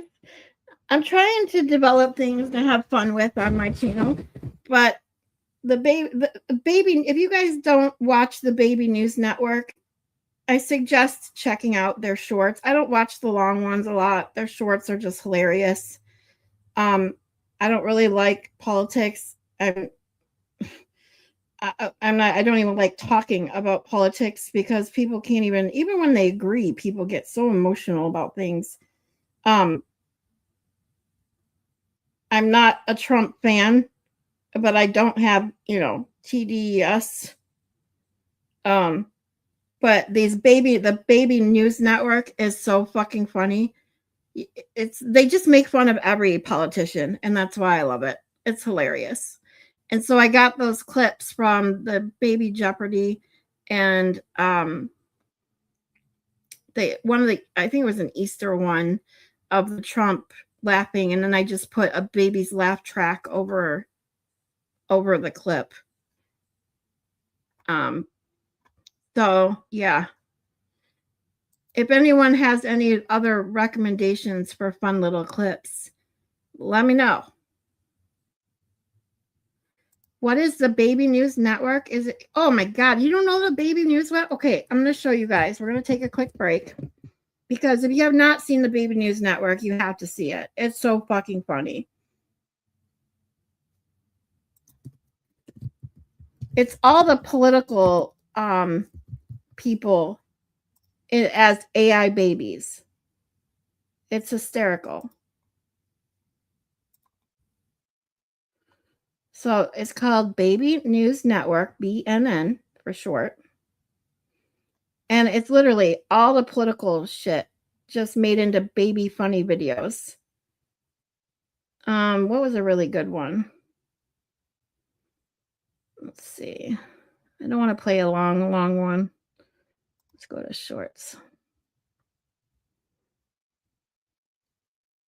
Oh, here's Trump dancing. Oh, no, this one's funny. Joe? Donald, hey Jack, what are the odds? Sit down, try the chocolate chip, 3 scoops, actually 4. I'm retired, so nobody can stop me. Nobody could stop you when you were president either. That was the whole problem. I come here every day now, Jack, every single day, noon sharp, or 1, or whenever I wake up. Come on, man, this is the life. No briefings, no press, just me and sprinkles. Joe, you have ice cream on your forehead. How is it on your forehead? I was eating with enthusiasm. Jack, same way I ran the country. Fast and aggressive. Ask Jill. Ask, the thing. You got lost walking to the counter. It's 10 feet, straight line. You made 2 left turns. That's called strategy, Jack. I did the same thing with NATO. That explains NATO. Joe? Donald. There, Hippie Chick, you have to go subscribe because it's fucking hilarious. But definitely watch the Melania or Trump takes Melania on a date. I would play that one, but it's 12 minutes long. It's freaking hilarious. And then I don't know, because I don't want to get. Do you think I would get like banged by them for sharing a long video? Because I'll play it. Because it's freaking hilarious.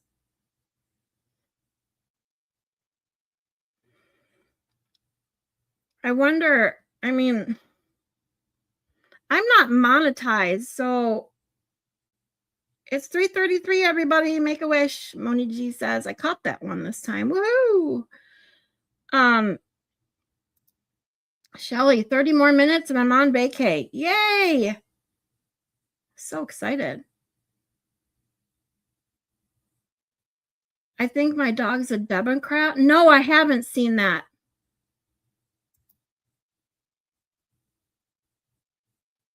I like anything that makes fun of politics because I hate fucking politics.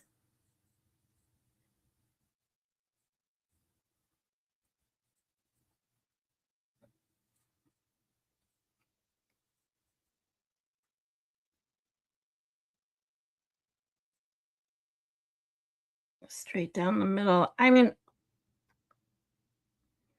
I used to be a Democrat. I'm going to say that.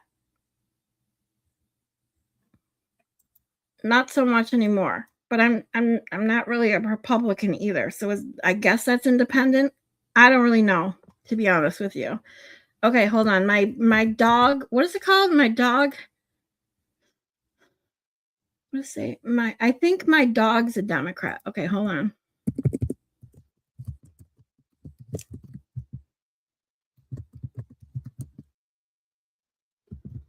It's a song?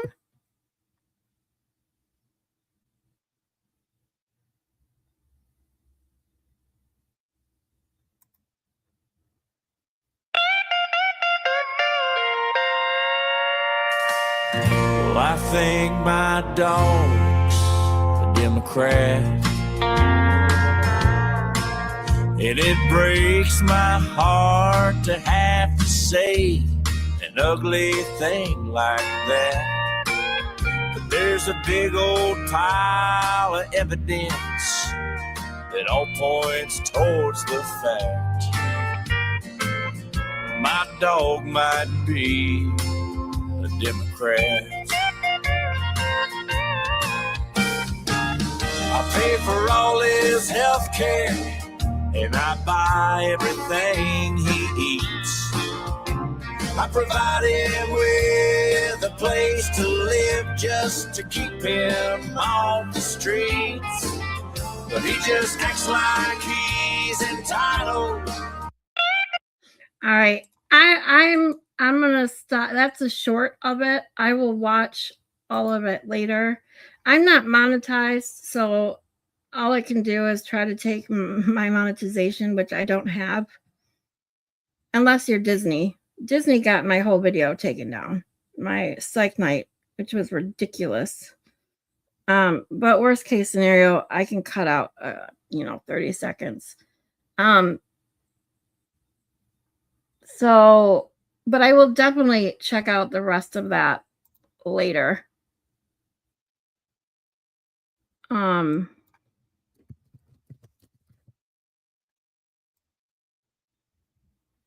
But going back to the Baby News Network really quick.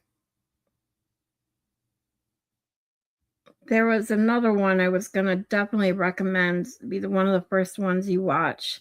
This one, the Easter egg hunt at the White House, was pretty good. That's where I stole the one, him, there, right there. Him laughing at the podium. Oh, this one's good too. Here we go. Siri, call President G. Calling President Xi. No, G, not she. Wait, Pete, how do I fire Siri? You can't fire Siri, sir. She's software. I've fired people on live television in front of 20 million viewers. You're telling me I can't fire a robot that lives in my phone? This country has gone soft. Just say, hey, Siri, cancel. I don't say cancel. I've never canceled anything. I end things permanently. There's a difference. Very important distinction. Siri, you're terminated. I'm sorry, I didn't understand that. Nobody ever does. Siri, call President G. Calling President Xi. No, G, not she. Wait, Pete, how do I fire Siri? You can't fire Siri, sir. She's software. I've fired people on live television in front of 20 million. So,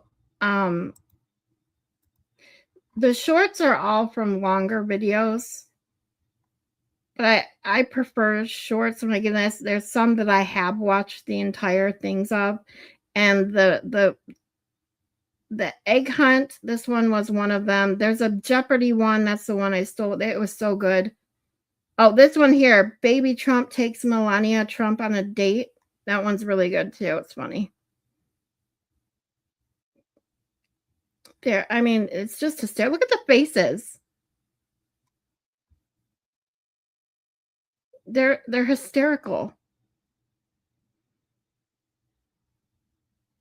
This one's good too.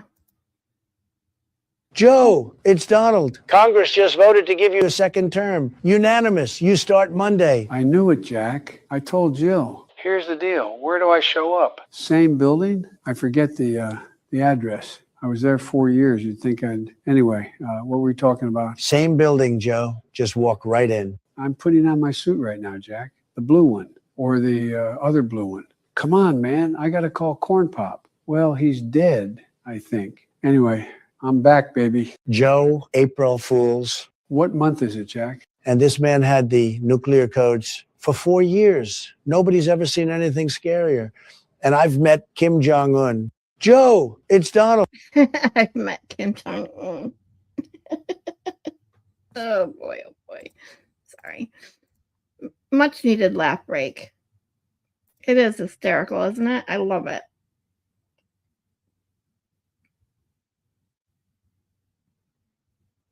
I knew it, Jack. I told Jill.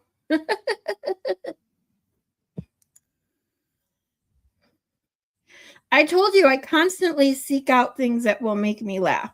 You guys know this. I constantly recommend that you do the same. Even if it's just for a couple minutes of every day, find something to make you laugh, make you smile. Those will do it. I promise you. The baby, baby Theo Vaughn. I mean, he's got everyone. They do Elon Musk, Kamala Harris. I mean, Bill Clinton. I mean, it's so funny. They make fun of all of them. They, Kennedy. I mean, it's hysterical.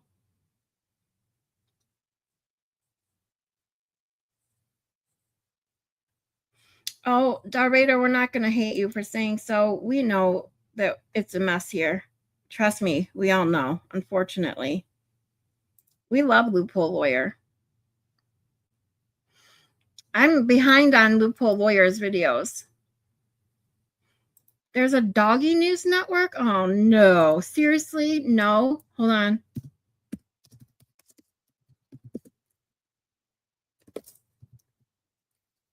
Oops.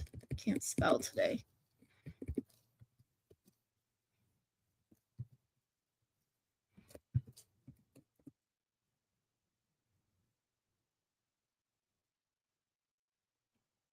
Which one is it?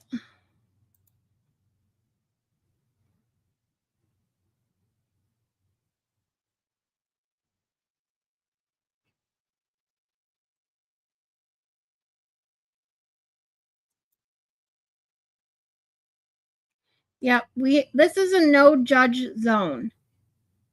We accept everyone and everyone's opinions as long as you're not an asshole about it. So we have Dog News Network and Doggy Global News.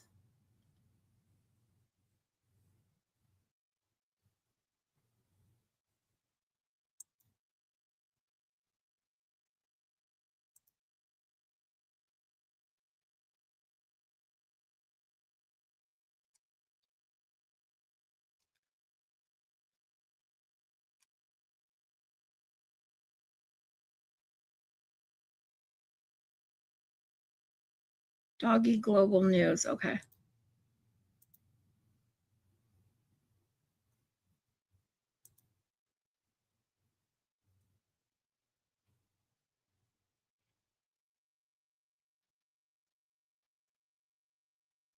I don't see any dogs.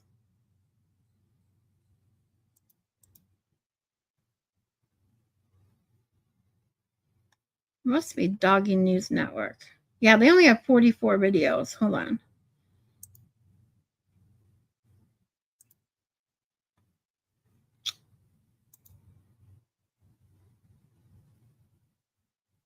Neither one of these have. This one only has 58 subscribers.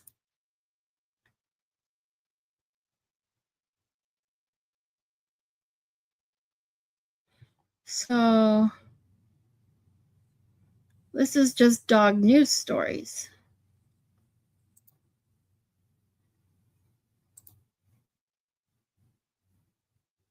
Hey, Side Eyes. Oh, it's on X. Okay, I gotcha.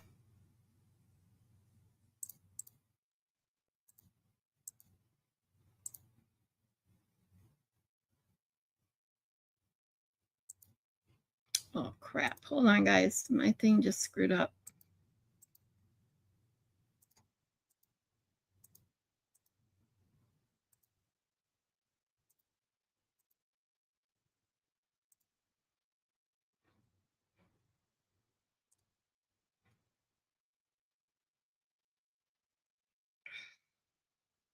Hi, Side Eyes.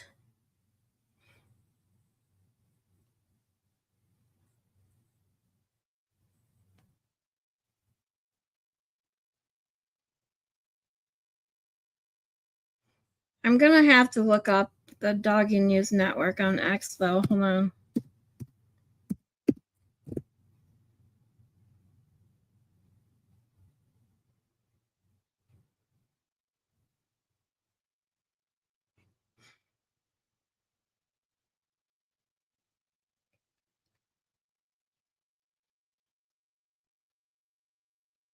Of course, this is when my stupid computer likes to go wonky at the most random times.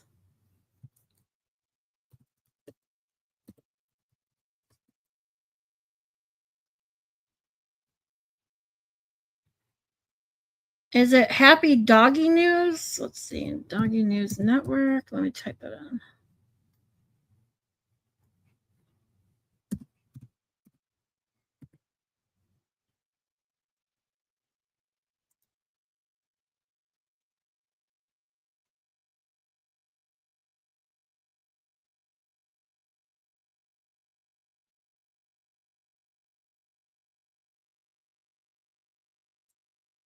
Let's see. If I take out network, we got Happy Doggy News. Is this it? Oh, no, damn it.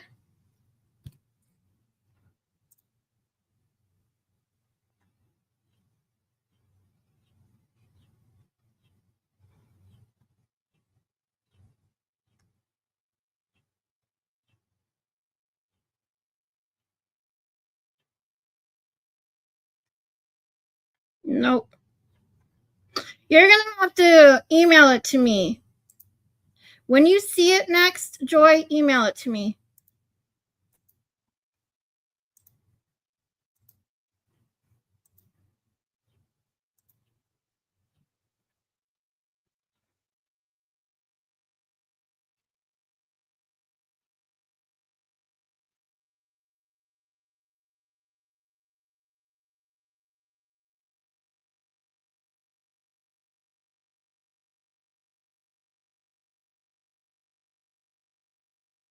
Yeah, let me know the next time you see it. Send me an email with the name of the page.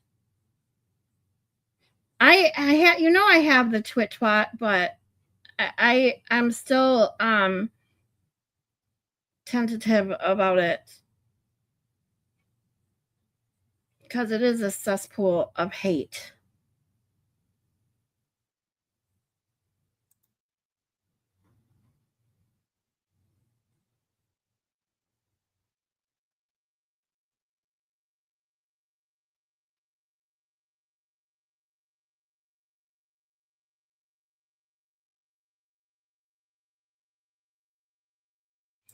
You go down the animal video rabbit hole all the time.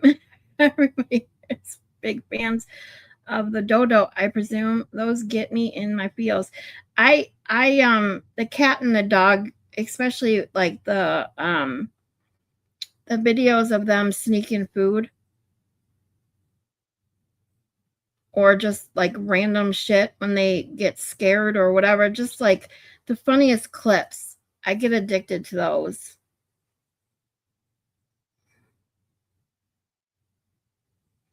Ooh, official dog pack. Okay, got it. X is like Mad Max. People will do and say anything, right? It's a scary place. I didn't have Twitter ever. And then I finally made an account a few months ago just so I could read a damn article. And then when I started my channel, I thought maybe I should start using it.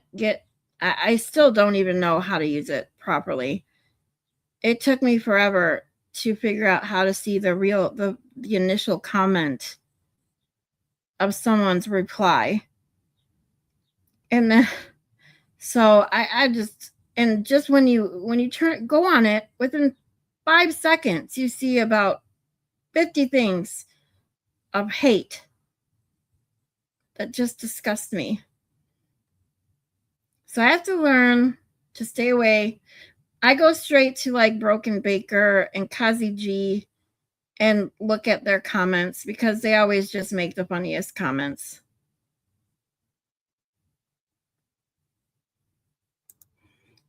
Joy says, I laugh my ass off and never post them. And someone will be like, that's AI.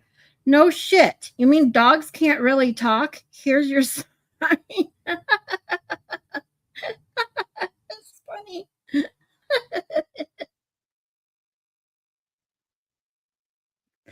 Oh my God. Seriously? Like, you honestly don't think that I know that that's AI?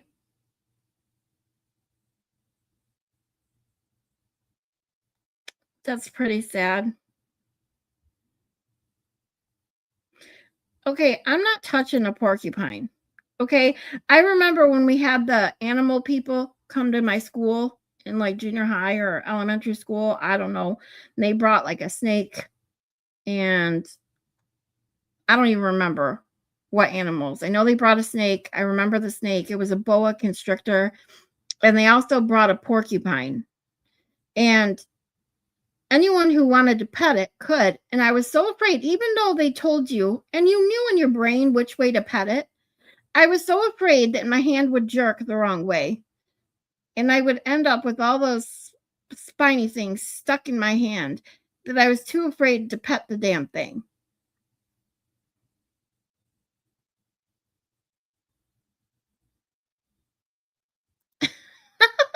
My dog talks. He just said, let me in, for fuck's sake. Scarlett can wait.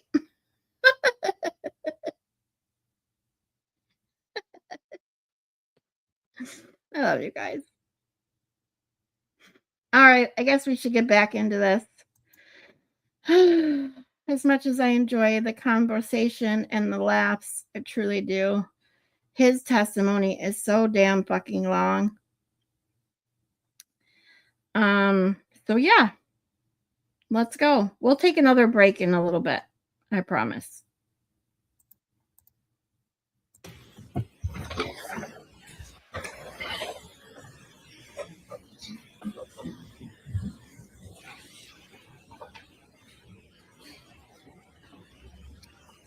See, ow. A reader, ow. Poor puppy. He dances the jig to Jer Bear. I've never seen that movie. Sorry.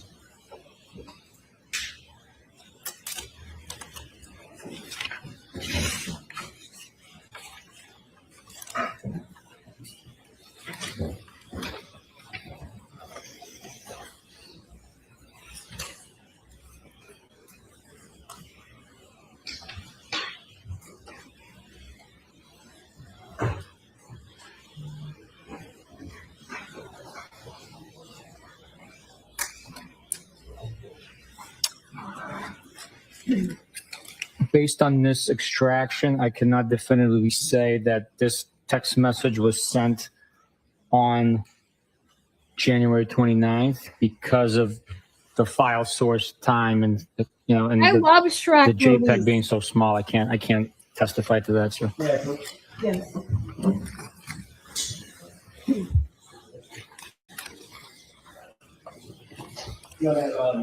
Mr. Brennan has kindly offered to stipulate that you coming here text was sent. I would offer the following stipulation: that you coming here text was sent on January 29th at 12:20 a.m. from Brian Higgins to John O'Keefe's phone. Quote, you coming here, 3 question marks following. What was the time? I'm good. 12:20 a.m.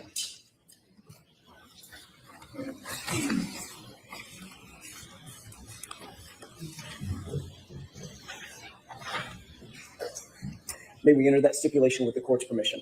Sure. So, jurors, you've heard that the lawyers agree that that fact is true. Thank you. Thank you, Sergeant.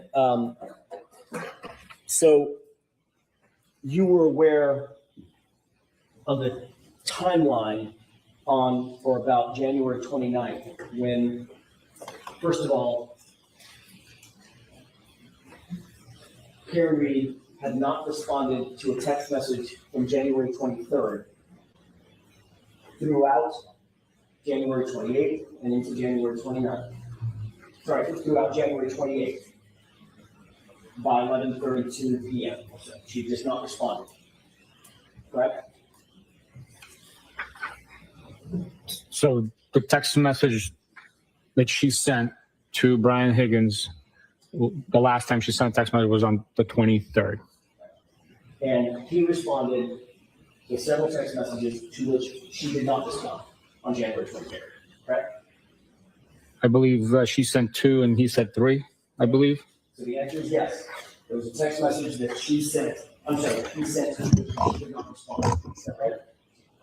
On the 23rd. I know it's not a movie, but since we're talking about things that make us laugh and stuff to watch, if you guys don't watch, oh my God, I just lost his name already. Holy shit. I just had it. Hold on.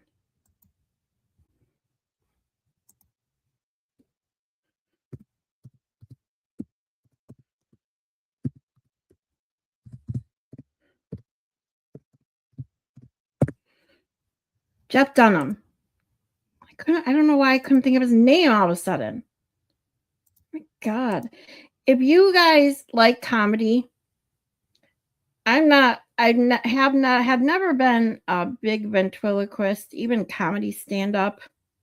It takes a lot to make me laugh. So stand up, I can laugh at some jokes and things, but normally it's not funny enough to watch someone their whole stand up.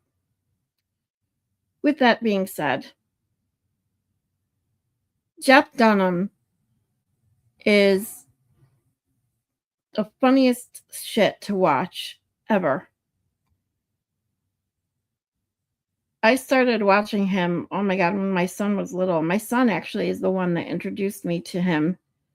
And if you know who he is and his one doll, Peanut, it's too fucking funny. Yes. Walter and Ahmed, yes. See, you guys are my people. I love Walter is my absolute favorite. I got to see Jeff Dunham live. Where was it? The Fox, I think. Oh no. It was a bigger, maybe it was the shit, I can't remember. It might have been at Little Caesars. I don't know, but it was at one of the bigger arenas and it was so funny. It was so good. His shows are too funny.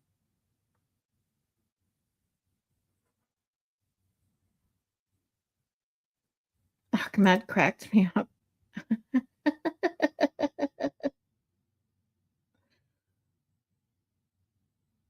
Oh, I remember that, Joy. And Peanut always makes fun of gay Jeff, remember? Remember when Peanut makes a ventriloquist of Jeff or a doll? It's so funny. If you guys don't, I'm going to tell you right now. If you have never seen Jeff Dunham, please look him up. So it's hilarious.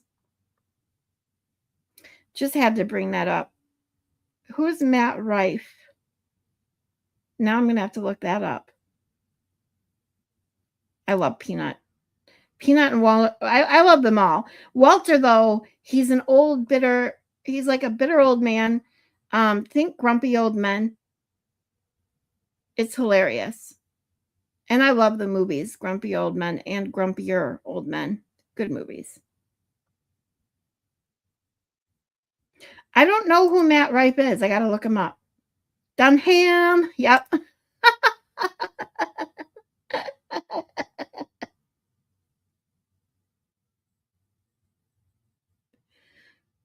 Walter is my father-in-law. That's hilarious. Side Eye says, "Oh, I'll watch a Dave Chappelle special every day." I used to watch him, and then his show ended abruptly years and years ago.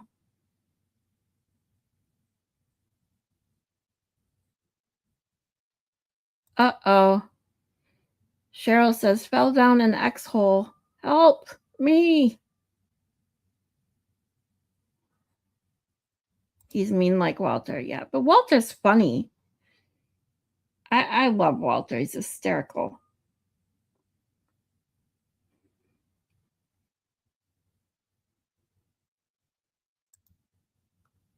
Teeny Lynn says, "Me and Ultra Mega Dog make fun with Dave Chappelle all the time." Clayton Bixby. Oof. Matt Rife is like a Dave Chappelle, but younger and white. Gotcha. I'm going to look him up while we get back into Bukakeee testimony. I wish I could play some of it because with Jeff Dunham, he's got some things on YouTube. But I don't know, like, I didn't think I would get copyright struck and a video taken down for using National Geographic, but apparently they're owned by Disney. And even though I'm not monetized, they're like, "Nope, ding, we're taking your video down."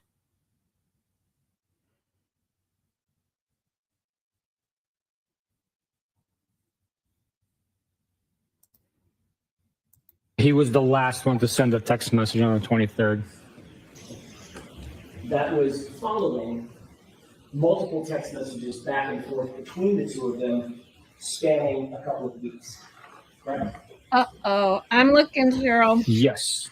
Then, on January 28th, 2022, Brian Higgins is at the Waterfall Bar and Grill after 11:30 p.m., right? He was. Karen Reed then walks into that same Waterfall Bar and Grill, accompanied by her boyfriend, John O'Keefe, correct? They did.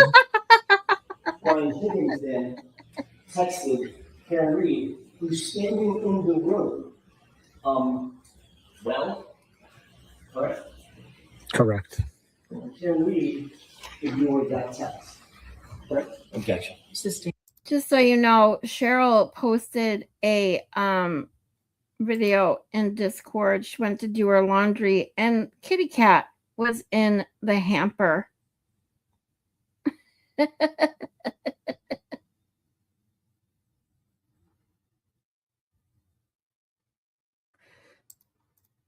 Karen Reed did not respond to that text. There's no text. Brian Oh, I will, Higgins Joy. Then, a little less than an hour later, texts John directly, "You coming here?" with 3 question marks, correct? Correct. It's been stipulated. That is an accurate timeline of the events that we just talked about, correct? Yes, sir.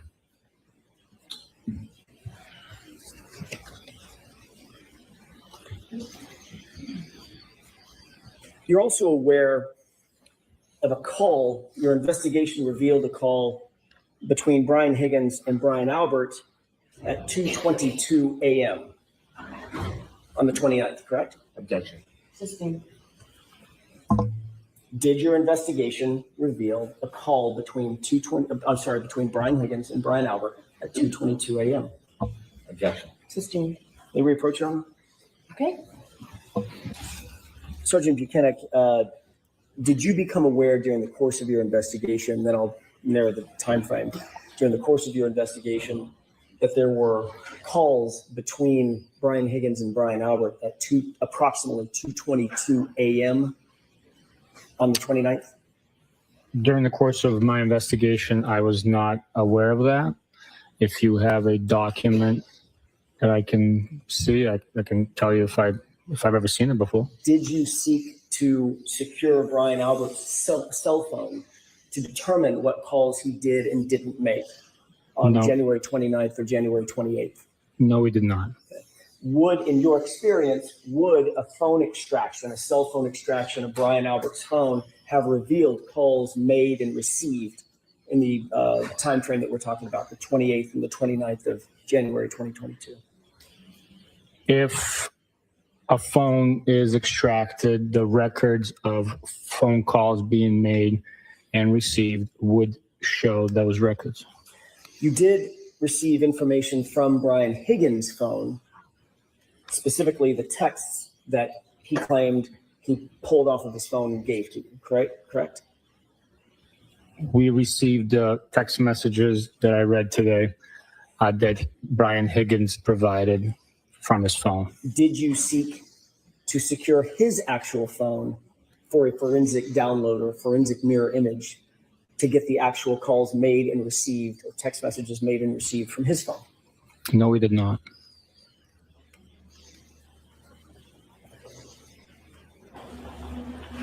At some point, this is just yes or no, at some point, did you become aware of a call between Brian Higgins and Brian Albert at 2:22 a.m. on the morning of the 29th? Just yes or no? No. As you sit here today, this is new information to you. Let me rephrase that. This is unknown information to you. You do not have any information about that? Objection. Sustained. We need a time frame, Mr. Johnson. I realize that, Judge. That's why I'm asking it this way. As you sit here, are you aware of a phone call between Brian Albert and Brian Higgins at 2:22 a.m. on January 29th, 2022? Look, you just shared that with me. I have no memory or record of seeing that it actually took place. I do not know. Okay, so you've never heard that before. That was what I was getting to. You've never heard that before. No. Okay. You indicated that you did not seek to secure Brian Albert's phone to do a phone extraction at any time, correct? We did not try to get Brian Albert's phone for any reason whatsoever. Did you become aware during the course of your investigation that Brian Albert destroyed his phone? Like to be seen. Objection. Jurors disregard that question. Over to sidebar, please. May I inquire? Yes. Thank you. Did you become aware of a call that was made by Brian Higgins at 1:35 a.m. while at Canton Police Department? I am not aware of that, no. So you did nothing in terms of investigating any phone call that Brian Higgins did or didn't make while at Canton PD on the night or the early morning hours of January 29th, 2022. We never sought to get Brian Higgins' phone. He was not looked at as a individual that we would need to get his information for any reason at that point. Even after you received and read all of those text messages between him and Karen Reed. Correct. And even after you became aware of the timeline that you just walked through, starting on January 23rd, going all the way into January 28th and into January 29th. You did nothing to investigate that. We had the information that we had.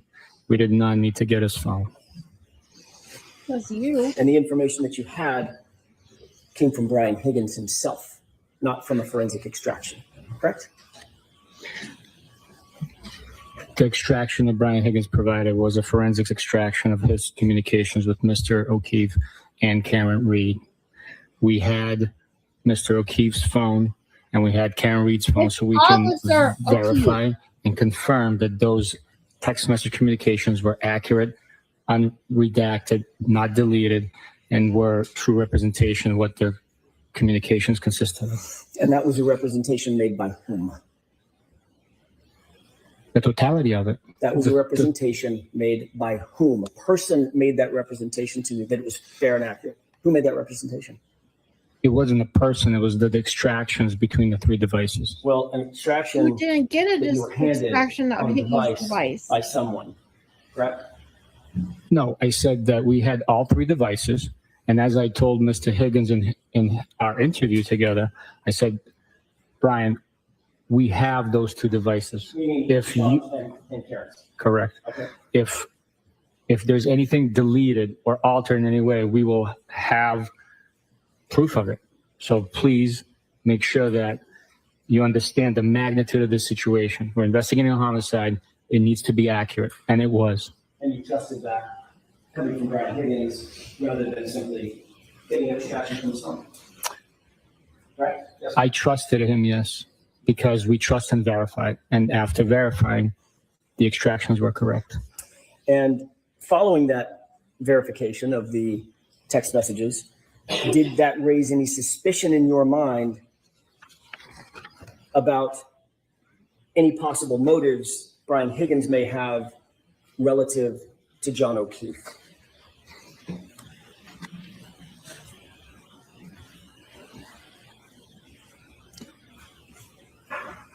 Suspicions of motives? Is that your question? Correct. No, the evidence spoke for itself. The honesty, cooperation of all the witnesses and corroborating, supporting facts spoke for themselves. So I was not suspicious of his motives. The conversation was documented over text message. Spoke for itself. Supporting documentation, including a text message at 2:20 a.m., just minutes before John O'Keefe arrived at 34th Avenue from Ryan Higgins, right? 12:20 a.m. That's one of the factors, right? That's one of the factors that is part of the entire investigation. One of the other factors is John O'Keefe's body was found in the lawn at 34th Avenue, just feet from the front door, side door, from the garage door. That is when Mr. O'Keefe was found on the left side of the lawn, yes. And one of the factors was you originally said that it appears that it may be an incident involving a cocktail glass to the face. Initially, please.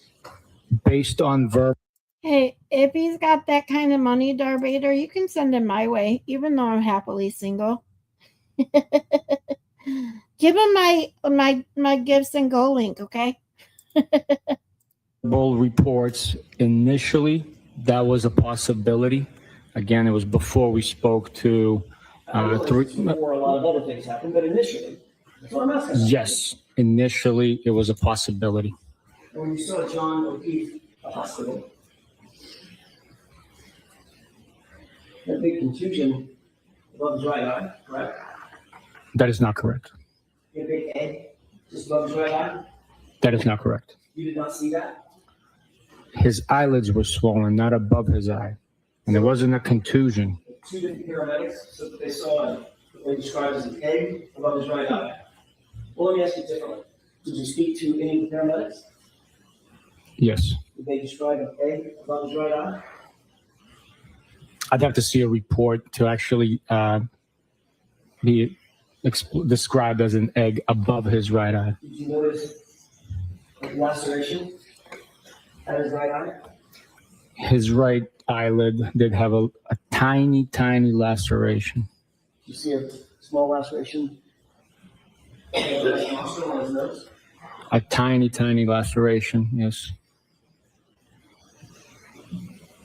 You noted that he didn't have any broken bones or fractures other than to his skull? I did not know that. I didn't conduct x-rays or conduct the autopsy. I'm not a medical professional. You didn't ask the doctors at the time you went and visited him and saw him in the hospital whether or not he had broken bones or fractures? I say that all the time, Darth Vader. My life would be so much easier if I could just be, without morals and, compassion, feelings. Because, crusty panties and twisted panties make more money than I do.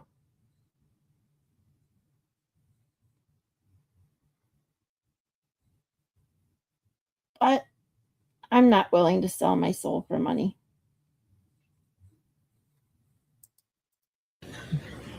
I don't believe they reported that. And another factor that you considered was the fact that in the early morning hours of January 29th, 2022, around 6 a.m., 7 a.m., 8 a.m., there were no satellite pieces found in that location. Zero. You consider that? At what point? On January 29th, and say 6 a.m., 7 a.m., 8 a.m., 9 a.m. Consider that?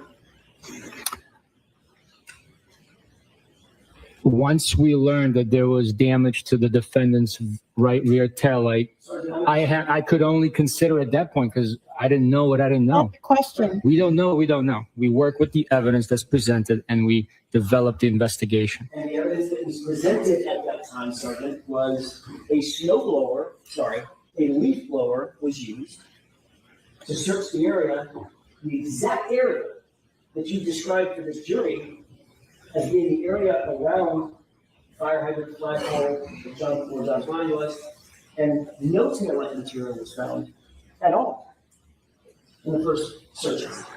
You're aware of that, yes or no? Yes.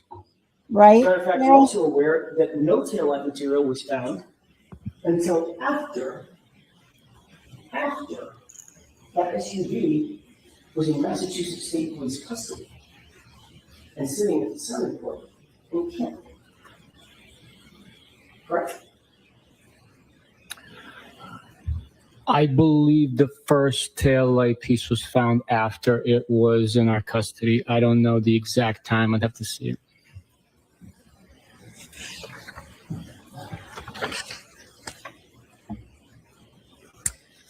When you talked to Brian Higgins, did you ask Brian Higgins about potentially seeing John's body when he left 34 Fairview and headed over to Canton PD? Yes, I did. You knew that at that time, say 1 o'clock, 1:30 in the morning, there was about 0.2 of an inch of dusting of snow, correct? Very light. At that point in time, there was a coating. I cannot speak to the amount of snow that was on the ground. But Brian Higgins told you in that interview that he didn't see the body because it was hidden by a snowbank. Yes. Did he say that to you? I don't have a memory of that, Your Honor.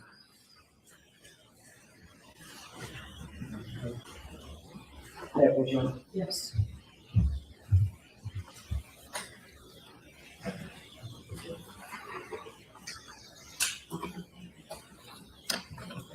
Take a look at page 3, there's a highlighted portion, if you don't mind. May I approach? Yes.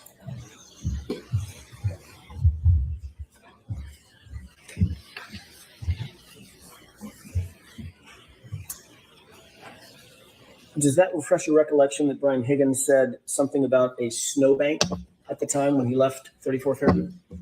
He stated the reason he did not pay attention to the grass is he was concerned with his snowplow on his vehicle and was not paying. I agree, Cheryl. Like I said, I say it a lot. I'm happily single. I do what I want when I want. I'm doing with my channel what I want. And if people like it, I'm happy to have them. If they don't, that's okay too. You can watch something else. The people that make their life revolve around money, as easy and nice as it would be to, like Darth Vader said, wish they could be a gold digger, make life a lot easier, but would you be happier? Hell no. People think they would. People wrongly think that money will fix everything. And that's just not the case.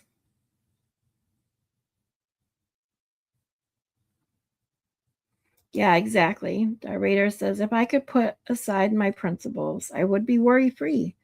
But I just can't get past certain things. Exactly. You may be worry-free, but it doesn't mean you'll be stress-free. You don't have to worry about bills, maybe. Don't have to worry about where you're going to get money for next month. Doesn't mean that you're not going to be stressed every day about a person or things that you have to do to get that, to have that money. To me, just not worth it.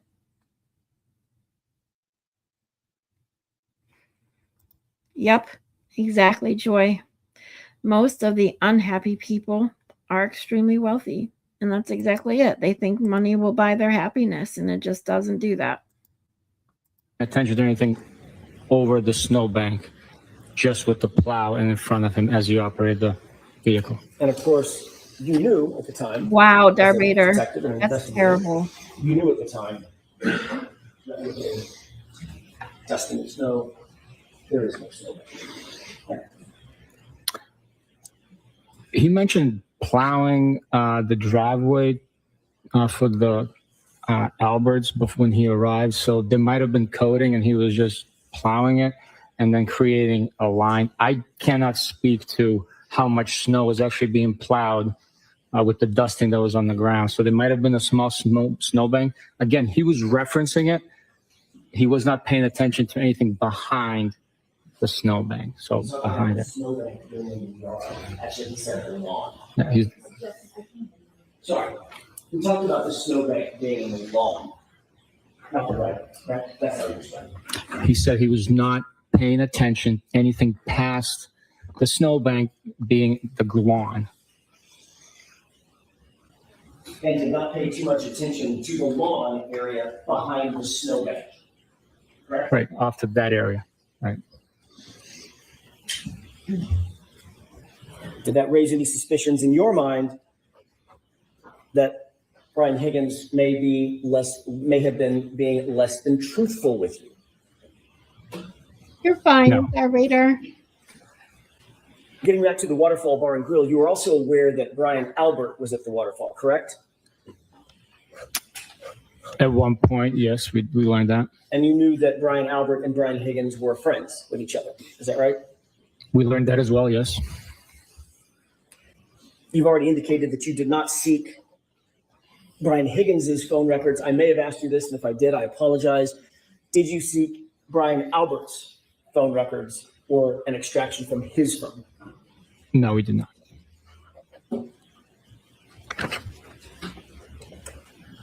Did you look at the entirety of the waterfall video? Did you review the entirety of the waterfall video when you?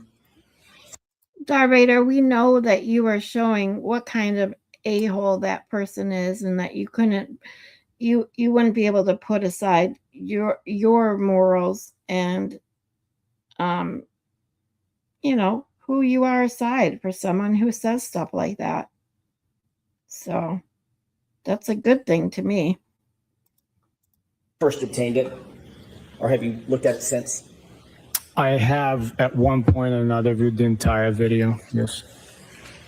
Your Honor, with the court's permission, this has already been marked as evidence, but I cannot let it from my hand. Exhibit 22, I'm told. Okay. May we exhibit that for the, or present that for the jurors? Yes. And I'm asked to advance this to runtime 8:30 to about 11:08, so a couple of minutes with the court's permission. Yes. Let's go ahead and play that.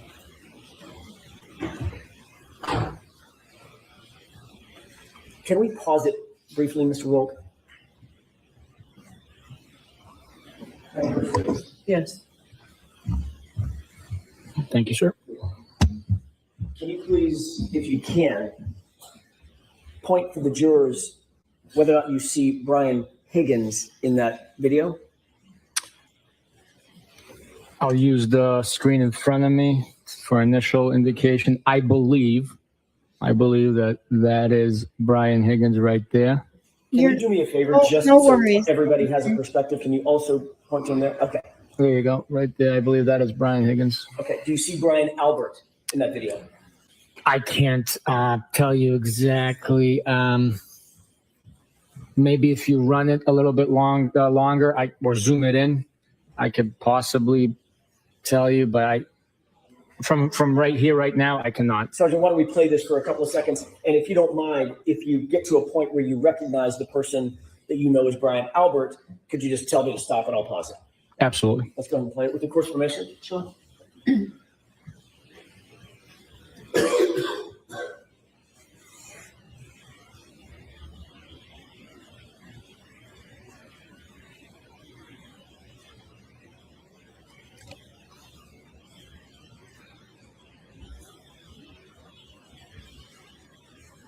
Can you pause it? Stop it. Go ahead, Sergeant. Brian Albert is the individual right there. Right there. Can you describe what Brian Albert, and by the way, for the record, Your Honor, the witnesses indicated the person toward the left, right under the 2-9 on the chyron on top, the 29? Yes. Can you describe what you see the two individuals, Brian Albert and Brian Higgins, doing in this scene? It looks like they are facing each other, Playing grab ass. possibly squaring off in the stance. Can we go ahead and play this forward, please?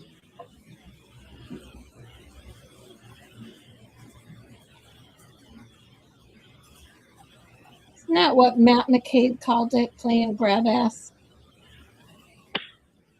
Can we pause it? Sergeant, did you see either of the two men or both of them squaring off in what you would consider to be a fighting stance? I guess it could be considered that. I would look more like roughhousing.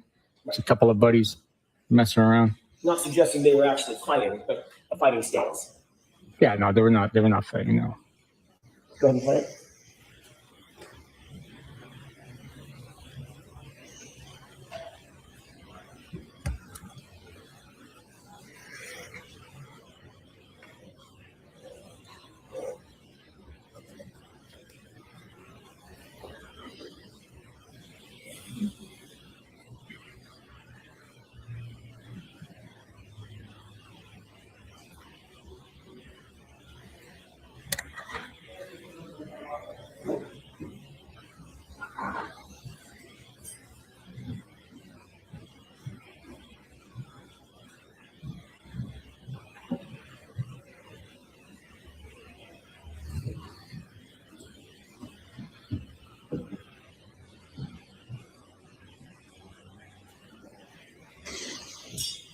Can you pause it?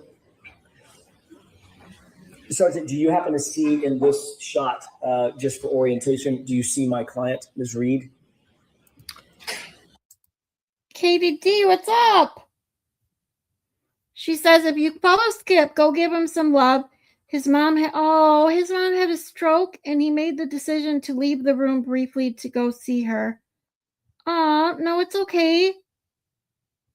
You don't have to feel sorry or be sorry to interrupt. I'm gonna go send him a like and tell him hi. Aw.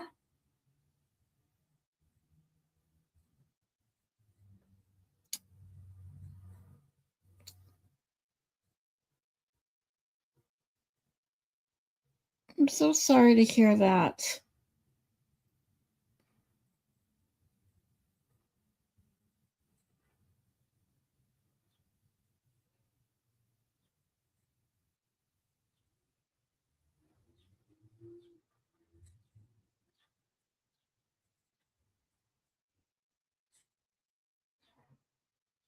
Hold on, I'm just putting a comment in Skip's chat. Aww.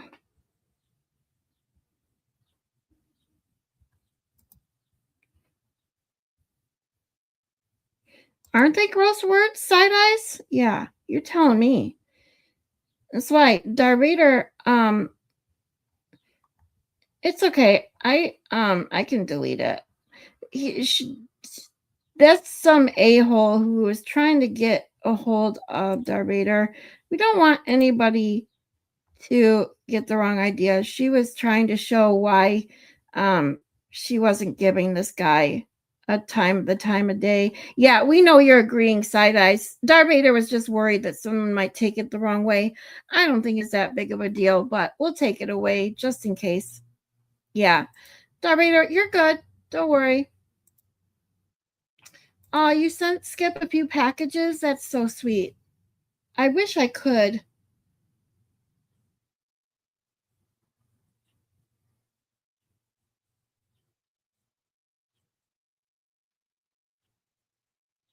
I remember when my mom had a stroke. It's so scary. Oh. Lots and thoughts and prayers with you, Skip.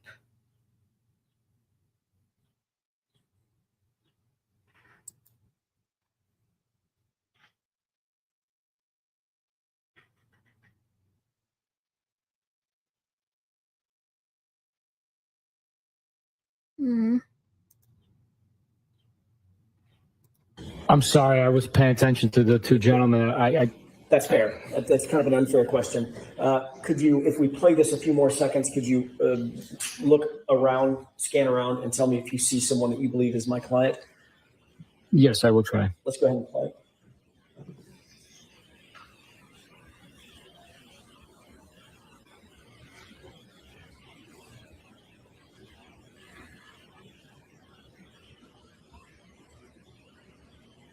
And pause it. Do you see anybody that looks like Ms. Reed? Yes, I believe she's in top top right corner of the frame talking to Mr. O'Keefe and I believe two other gentlemen. Long hair? On your client? Correct. Yes. Okay. Let's go ahead and play this up to 11:08, please.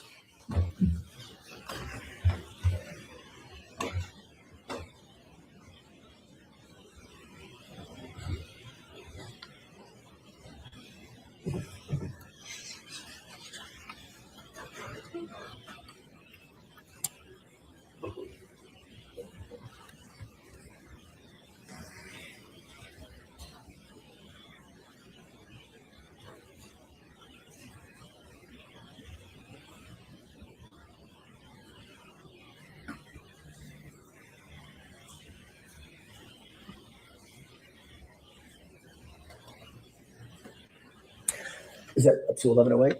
Okay, thank you. We can take that one down briefly. This is, if we have the lights, thank you. Sergeant, this is at the waterfall just before midnight on January 29th, 2022, correct? What you just saw. That footage is from the waterfall just before midnight on 28th.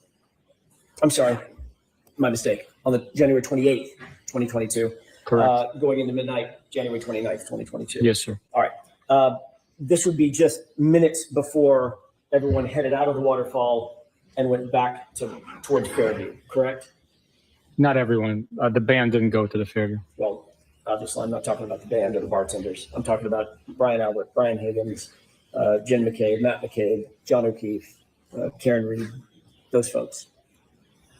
Correct? It's before some of those individuals left the bar and headed to 34 Fairview. If we could push to runtime 16:35, 17:22, while you're queuing that up, did you see, after I asked you the initial time about the stance that the two men were taking, Brian Albert and Brian Higgins, did you see them continue to take what could be reasonably described as a fighting stance toward each other, even in jest? They were squaring off and roughhousing, yeah. Okay, what does squaring off mean? Facing an opponent in like wrestling or a martial art, I guess. Hands up? Yes, squaring off, yeah. You are former military? Yes. And current law enforcement? Yes. Is hand-to-hand fighting taught in both military and paramilitary organizations like law enforcement? I had hand-to-hand combat training in the Marine Corps. I had defensive tactics in law enforcement capacity in the Marine Corps, federal, local, and state academies. Are you aware that Brian Albert is former military? Objection. Oh, I am aware that Brian Albert is former military. And Brian Albert was also a Boston police officer. I am aware of that as well, yes. Are you aware that Brian Higgins was former military and a combat veteran? Now I am, yes. And are you aware that Brian Higgins, at the time this was taken, this video was taken? Hold on, side eyes. Hold on. The squaring off part. Hold on, I missed your comment. I hate that the comments come in. I don't know what StreamYard's been like lately. It's been issues after issues. My comments come in late, so I don't always know. I'm looking for a Bev. Hold on. See. Sling or a martial art, I guess. Hands up. Yes, fair enough. Yeah. You are former military Yes, and current law enforcement. yes. Is hand-to-hand fighting taught in both military and paramilitary organizations like law enforcement? I had hand-to-hand combat training in the Marine Corps. I had defensive tactics in law enforcement capacity in the Marine Corps, federal, local, and state academies. Are you aware that Brian Albert is former military? Objection. oh, I am aware that Brian Albert is former military. And Brian Albert was also a Boston police officer. I am aware of that as well, yes. Are you aware that Brian Higgins was former military and a combat veteran? Now I am, yes. And are you aware that Brian Higgins, at the time this was taken, Further back, it's before this. But she chuckled when he pointed out the band didn't go. Oh, gotcha. Okay, hold on.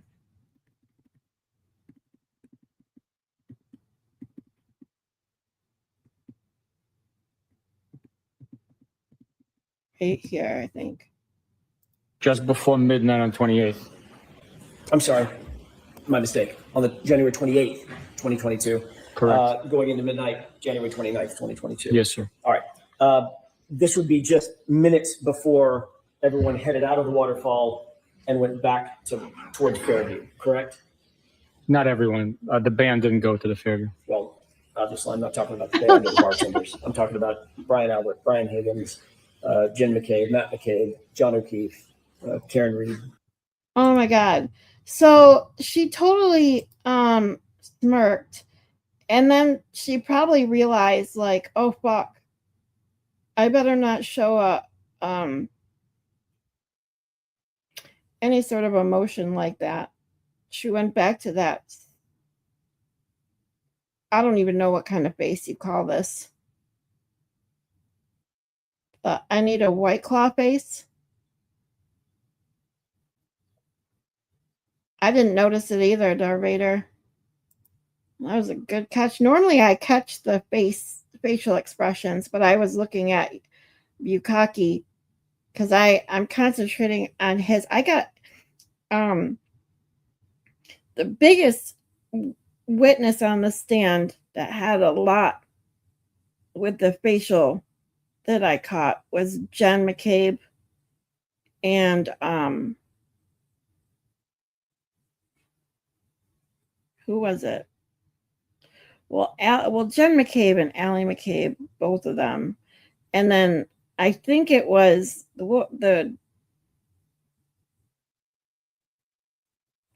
the hell is his name? Tristan. He was an interesting watch on his face.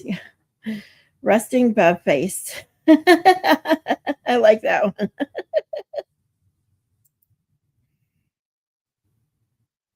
That's it. Those folks, correct? It's before some of those individuals left the bar and headed to 34 Fairview. If we could push to runtime 16:35.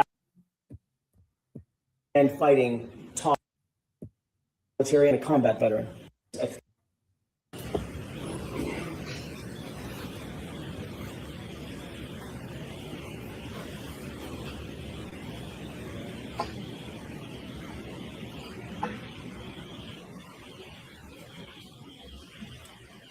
you can pause it. Can you describe for the jurors what you see Brian Albert and Brian Higgins doing in this footage? Based on my understanding, it looks like he's giving him the Heimlich maneuver or abdominal thrust, I guess. I don't know what he's doing. Abdominal thrust. Brian Albert's got his hands around Brian Higgins, correct? That's what it looks like from here. I have no idea what he's doing. Could it be described as wrestling or grappling? I guess, yeah. Okay, let's go ahead and play it.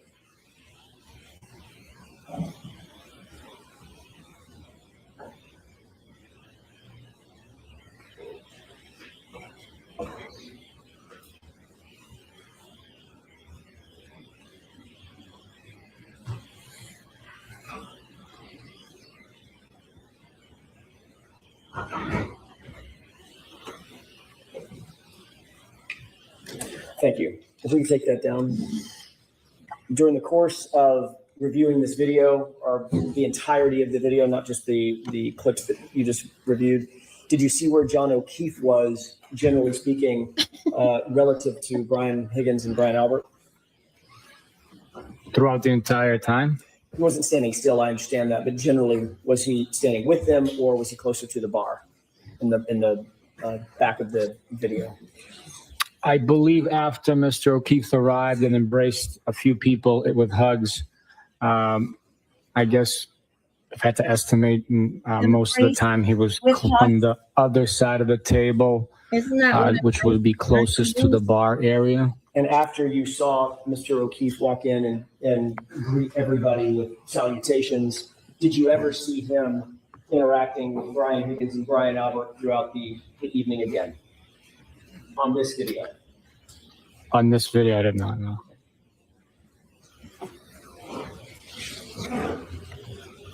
I'd like to play runtime, one more clip, Your Honor, runtime 1915 to 1957, about 45 or 50 seconds. Can you pause it? Just to orient the jurors, can you see any individuals that you earlier described, Brian Higgins, Brian Albert, John O'Keefe, Karen Reed, any of those individuals in this clip as yet? Or do we need to play it a little further? I would need you to play it a little bit further, please. Is it possible, with the court's permission, to zoom in on the upper portion of the video?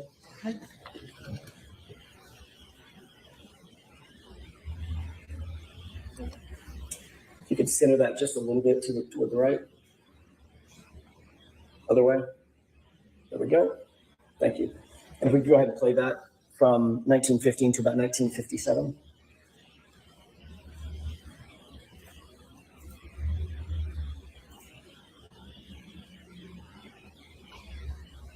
Pause it. Do you recognize the three people center screen now?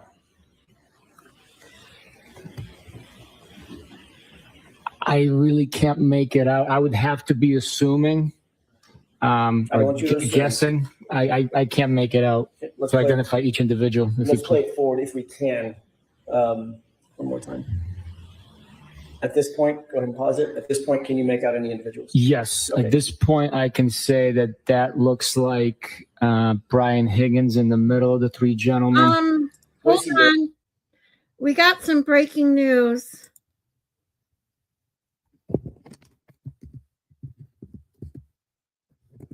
Breaking news, everyone. Breaking news.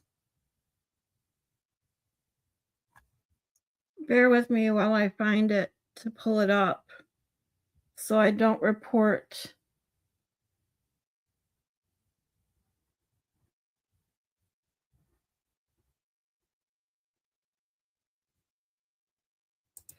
any false information.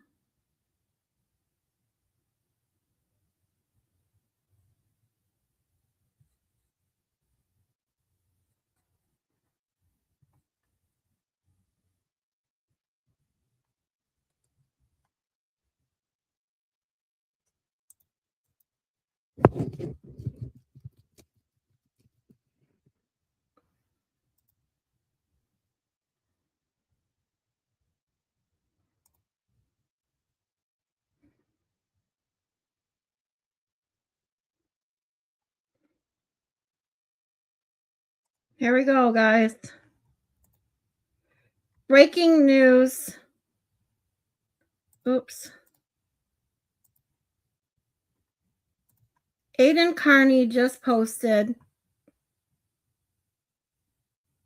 Breaking news. Both orders for Meredith and I have been terminated. A criminal complaint hearing for wiretapping is still upcoming. Hopefully, we can move on and both find other things to talk about. It's all I ever wanted.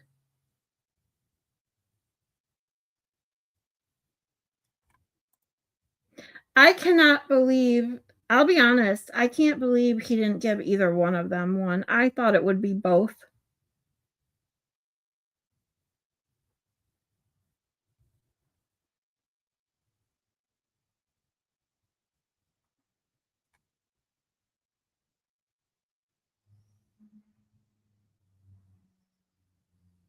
I don't know if you call that good news or bad news. Depends on how you look at it, I think.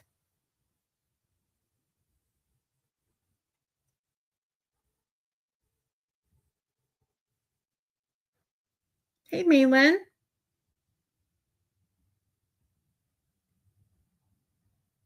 Yeah, I agree, Side Eyes. That judge he just was fed up with all of it. I still think, I don't know, it's just me, but I still think that if they had went in there, if Brado would have went in there with a specific timeline and showed how many months of her bullshit Aiden endured before even saying a word about her, maybe that would have put things in a better perspective. But who knows? That judge and that hearing was absolutely crazy.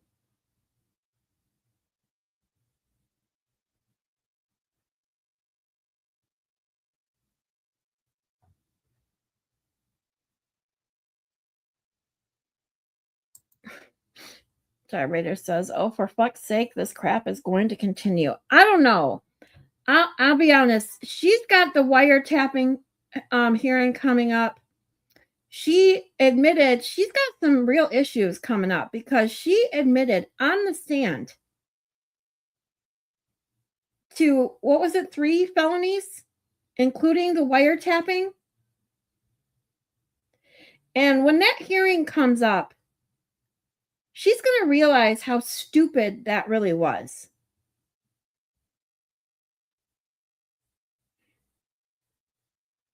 Maybe she will get some semblance of a hint facing the major issues. Yeah, exactly, Maylin. Wiretapping still coming up. Thanks, Cheryl. I appreciate it.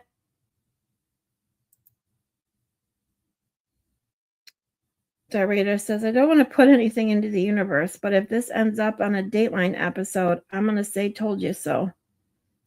Yeah, I mean, it's sad, but true. This is the world we live in. And this is why I thought the judge would, I truly thought the judge would go with the safe, be on the safe side and just give it to both of them. Denying them both is actually quite a shocker. I did not think that he would deny them both. I truly didn't. I know some people did based on his, comments and demeanor in court. But I figured once he went back and looked at the evidence, and especially with Brado's closing where he didn't have the drama of the courtroom and the ridiculous Timu lawyer causing a scene in the courtroom, that it would start to make sense. But I guess not.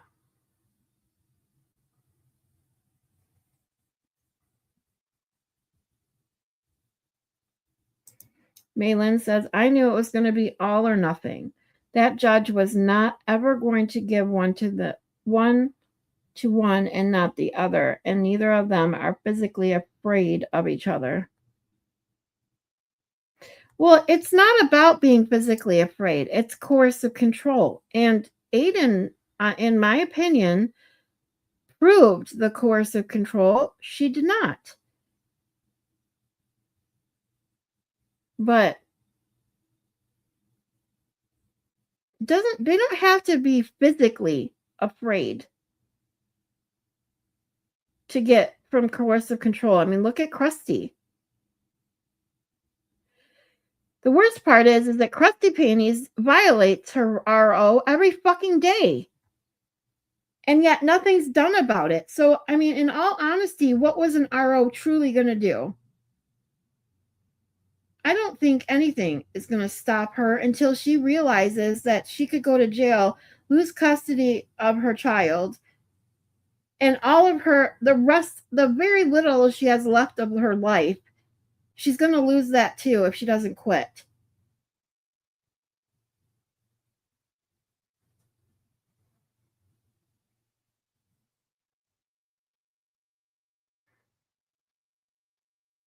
Hey, Baker. Baker says, good thing. No RO hanging over Aiden. Bad thing. MO will stay insane. Look at what damages she's already did. Her and Jathan will go full AKR now. Yep. That's what I'm saying.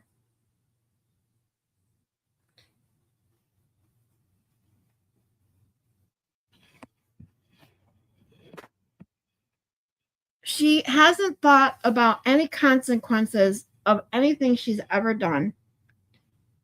She thought she was untouchable. She lost her job. She blamed Aiden.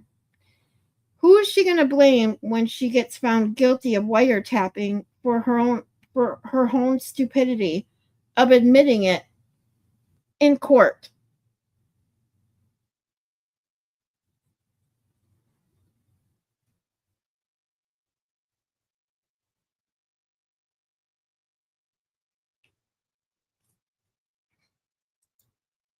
Baker says, didn't Twisted Tragedies say Aiden lost and would go to prison? Because she's so smart.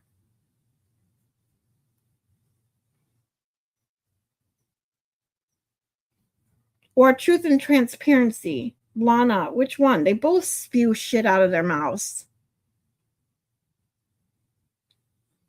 I get those two confused. I get all of them confused. Twisted Tragedies, Krusty Panties, Twisted Panties. They're all the same. Right? Sure. She is smarter than the lawyers, for heaven's sakes.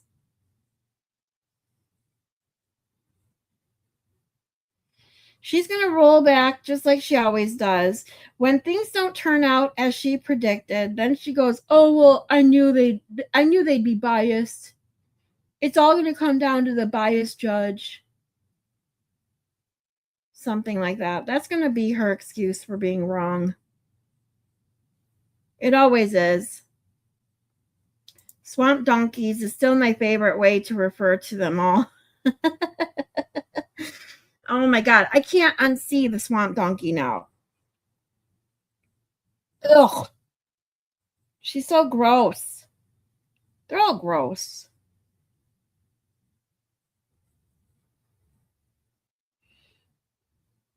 Especially this morning. In that video this morning, oh my God. She looked just like a ray of sunshine, didn't she? Well, MO is single. I'm single. I'm coming to America. I need a date and some drama. Don't tell my mods. They are buzzkills. Baker, you know that we would never, ever ever let something like that happen. Trust me, you don't need that. No one needs that kind of crazy in their life, ever.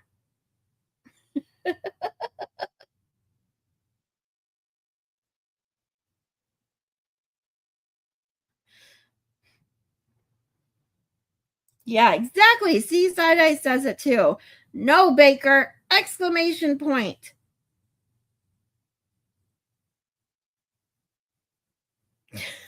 Jess would spray me with the bottle.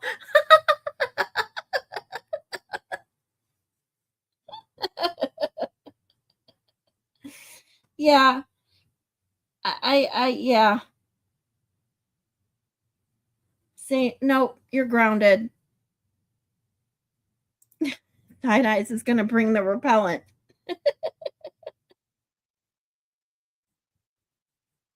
That's for sure. Holy moly.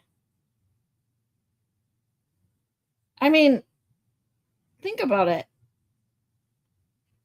I can't imagine how many years it took her after her last boyfriend, Sam. After what she did to him. Now what she's doing to Aiden. She doesn't even care. She has no self-awareness to what she's doing. Considering what she not only said on the stand, how she acted from what I hear on the stand, then in the hallway, Aiden told people in his bus stop live that she was in the hallway yelling at her Temu lawyer about, you didn't ask me this question, and you didn't do this, and you didn't do this, or whatever. And it's like, why the fuck did she even hire that guy? I bet, in my reasoning, my assumption, obviously my opinion, whatever you want to call it, is because she couldn't find a sane lawyer to take her case because they knew she was crazy. And then I said, how long do you think it's going to be before Temu lawyer has an RO on 5150?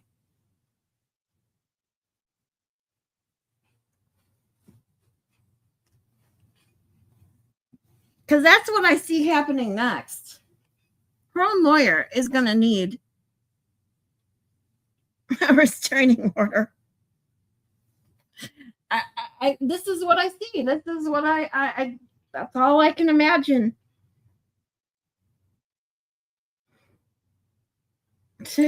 I'm driving. Stop it, Baker. All right, see you later, Maylin. Is it an adult store? Dollar store. Then out to dinner with the in-laws. Aw. We'll have fun. Baker says, Maylin, don't take the in-laws to an adult store.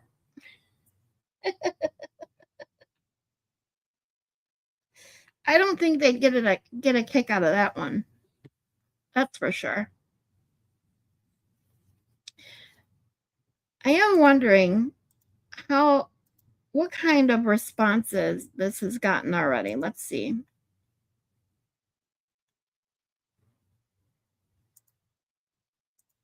How do we, I still need to, if someone wants to give me a crash course on the Twitch-Twat,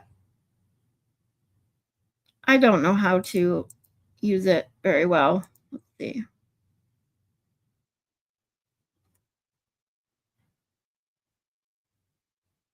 This page doesn't exist. I was just looking at it. What do you mean it doesn't exist? What? See what I mean?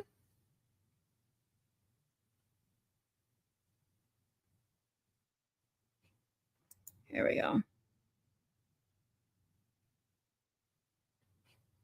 Why doesn't it say what the heck? All I wanted to do was look at the comments under it, and now I can't see them. What?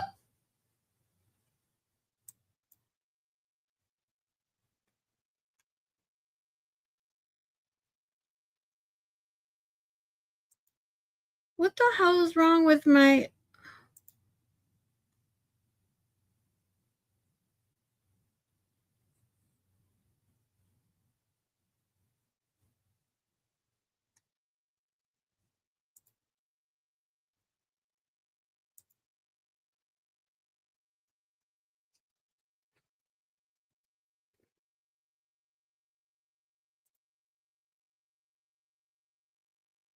There we go.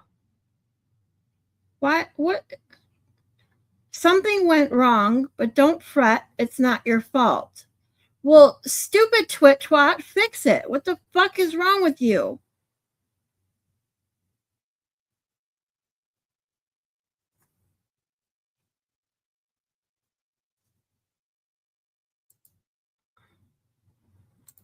Oh my God.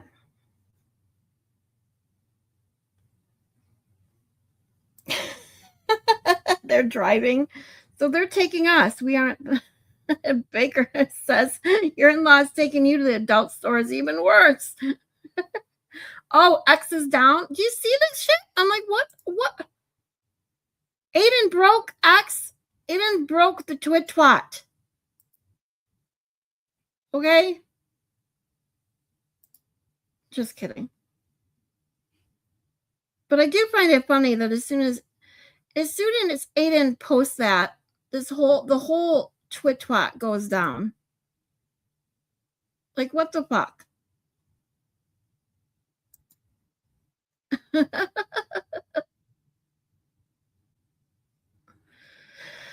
right. Yeah, Aiden broke X. Exactly. I guess we'll go back to Bukakeee while we're waiting for X to come back. I just wanted to see what the morons were saying so we could have a little fun. But apparently someone intervened and knows that I probably shouldn't do that.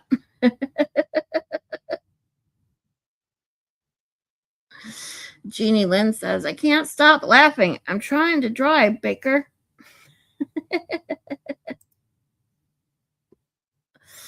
All right.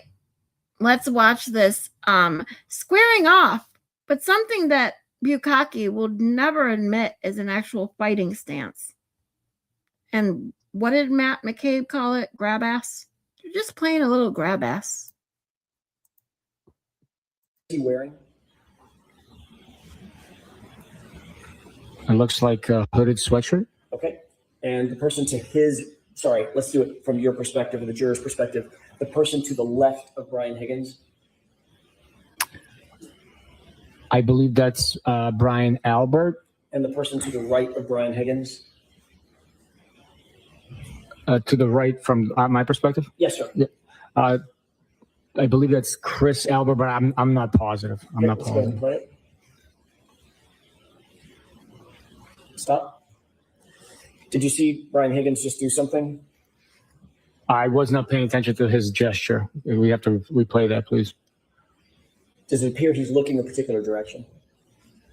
He is looking in a particular direction based on that frame, yes. Is that toward the bar area? It's in that direction. I don't know exactly where he's looking, whether he's looking at the bar, to the right of the bar. I can't tell from this. Okay. And John O'Keefe, you indicated earlier that John O'Keefe, that's where you saw him most of the video, toward the bar area or to the right of the bar. If you scroll to push the screen to the right, I can tell you where Mr. O'Keefe is. With the court's permission. Yes.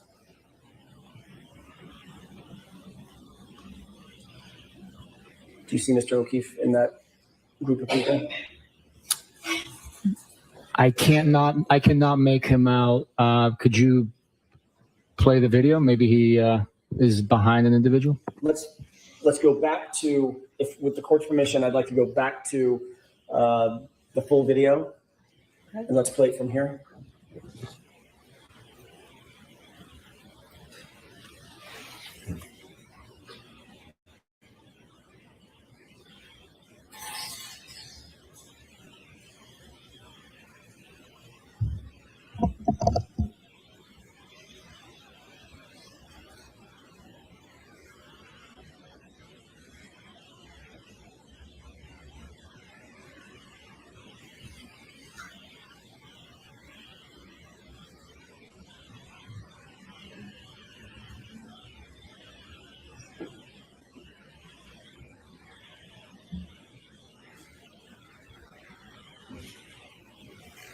Pause it. Could you see what was happening with Brian Higgins? He was gesturing to someone. I was trying to see Mr. O'Keefe. We were talking about Mr. O'Keefe, so I apologize. Understood. With the court's permission, could I play the video one more time with it focused on the other side of the bar? Okay. Thank you. Last time. Can you tell me who to focus on, please, Yes. so I'm not looking for the wrong person? Sure.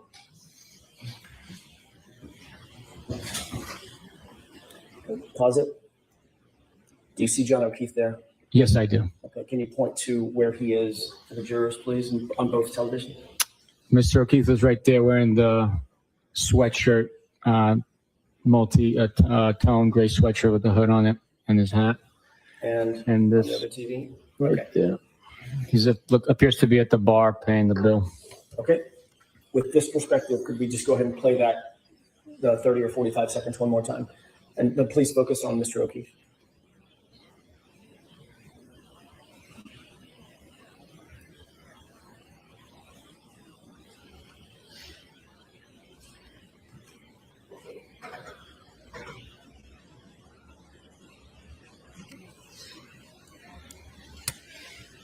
Yeah, our bar's Darth Vader last calls at 1:45. I've never seen a bar that Pause closed it. that early. Do you see where Mr. O'Keefe is looking at this point? Yes. Where is he looking? What direction? Well, from this vantage point, it looks like he's looking to the left on the screen at the individual he's appears to be conversing with. Okay, go ahead and play it. Pause it. And what about now? Same individual. Okay. He's still engaged in conversation. Pause it. And what about now? He's taking a sip of beer Right. Which direction is he looking? in the same direction. Okay. Go ahead and play it.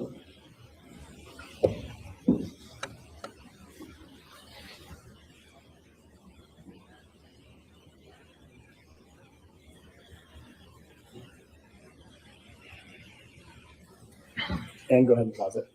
We could go back out to the full screen. At this point, does it appear in the video that Brian Higgins, Brian Albert, Chris Albert have all left the bar?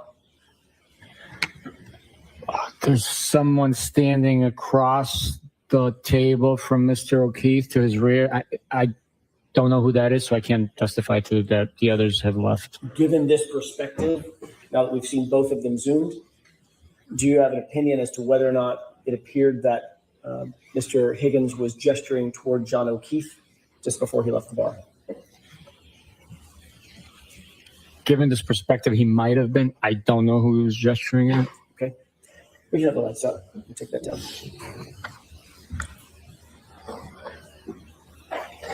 I want to change gears for a second. Let me ask one more series of questions, if I could. Sergeant,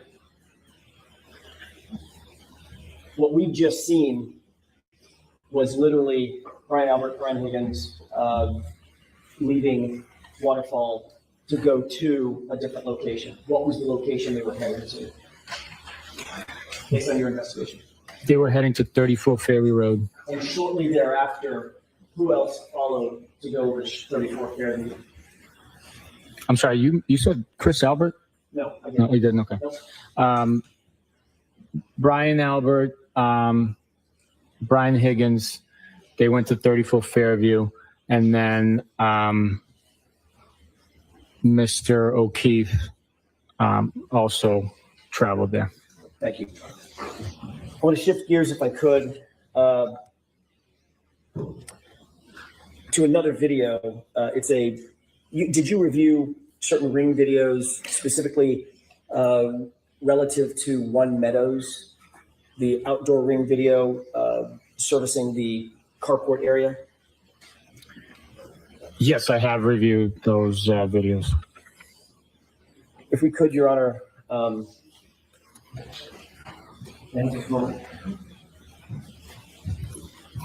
this has previously been marked as 12A.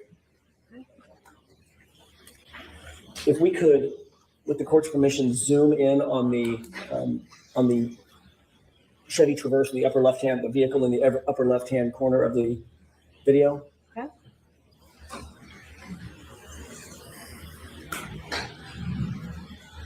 Pause it. Just go ahead and zoom in on the upper left-hand corner. Okay. Go ahead and play.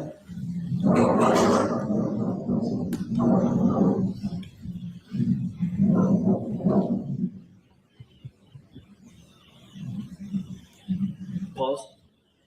Did you see anything happen with the left rear tire of the other car in the driveway? Which car are you talking about? The highlighted portion, the parked Is car. that like which a is hold the on? Left. You guys, is that like a law where you guys have it by the state that these bars are closed at 12? What the fuck? We have bars here in Detroit that stay open till 4 a.m. Now, liquor can't be sold after 2 a.m. But I've never, bars that close at midnight, that's just so weird to me. I don't know. Maybe it's just because I'm used to bars being open till 2 or 4 a.m. But midnight just seems awfully early.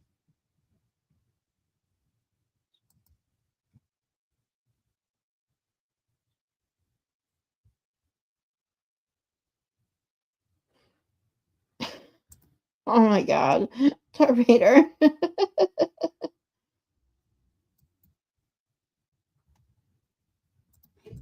Rear tire that's zoomed in on. I wasn't paying attention to the tire. Can you play it again, please? With the court's permission? Okay. Let's try that one more time.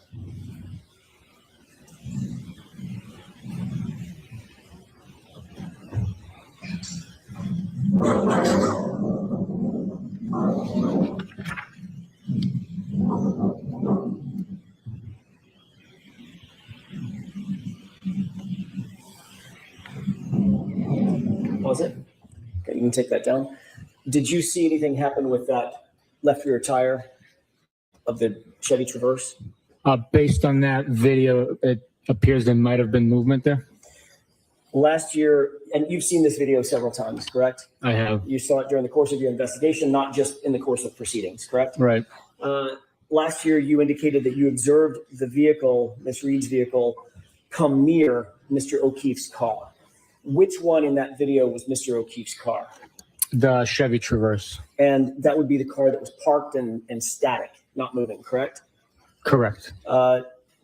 Having seen this, do you still believe that the SUV came near the Chevy Traverse, or do you believe it struck the Chevy Traverse? With the clarity of that video, there is a lot of movement in the shot. So it's not statewide, Joy? I'm just curious because I know in Michigan, the laws have changed over the last 20 some years.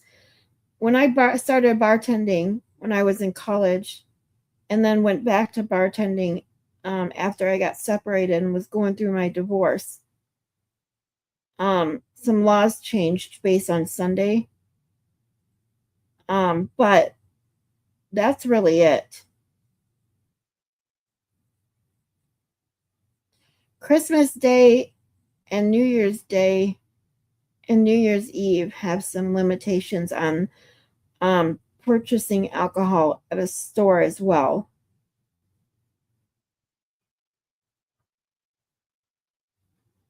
But other than that, as far as I can remember, bars were always allowed to serve alcohol until 2 a.m.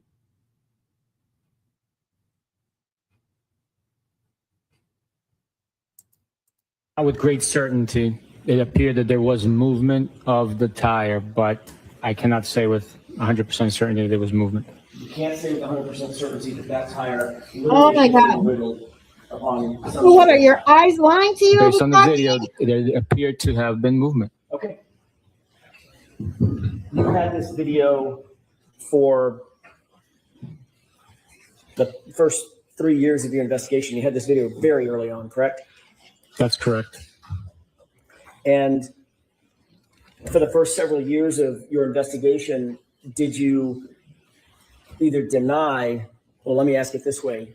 Was it your assessment that the SUV did not contact that Chevy Traverse?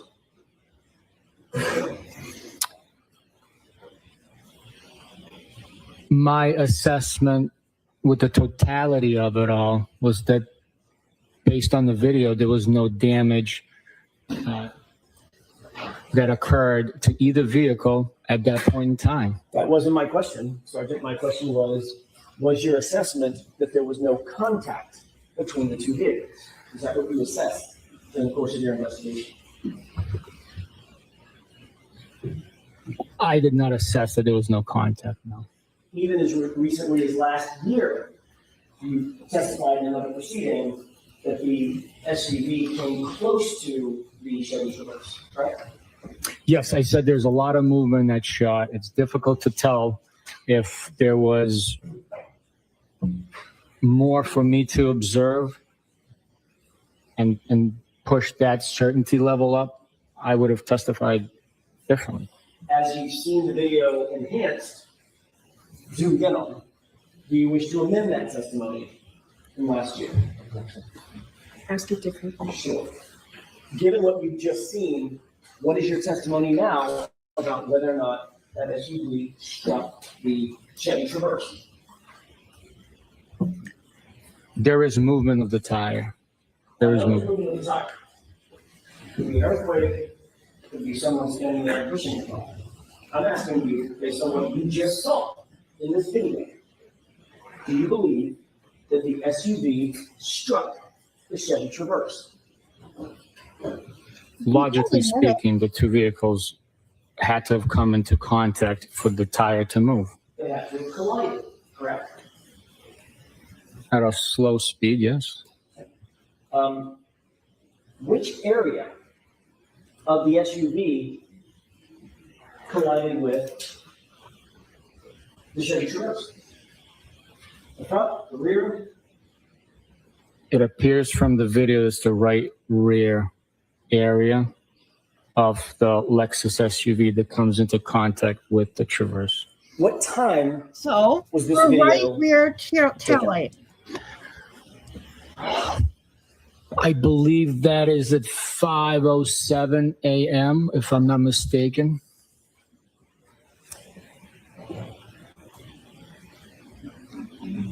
Thank you, Sergeant. I forgot about that, Joy. I want to change gears again, if I could, and ask you about a dog. You're aware that the Alberts, Nicole Albert, Brian Albert, had a dog that they named Chloe on on January 28th, 29th of 2022, correct? Objection. I'll allow the question. Were you aware of that? I agree with you. At there, what point in Leader. time, sir? January 28th, 29th, that area. Was I aware that they owned a dog on January 28th or 29th? No. Are you aware now that on January 28th or 29th, they owned a dog? There was a dog in the house. Now I am aware, yes. Okay. During the course of your investigation, you learned that, correct? Yes. During the course of your investigation, did you also become aware that the Alberts got rid of their family dog? Objection. I'm going to see you at sidebar on this, please. Oh my God. I think I forgot where I left off. May I, Your Honor? Thank you. Sergeant, at some point during the course of your investigation, did you learn that the Albert family had gotten rid of the dog named Chloe?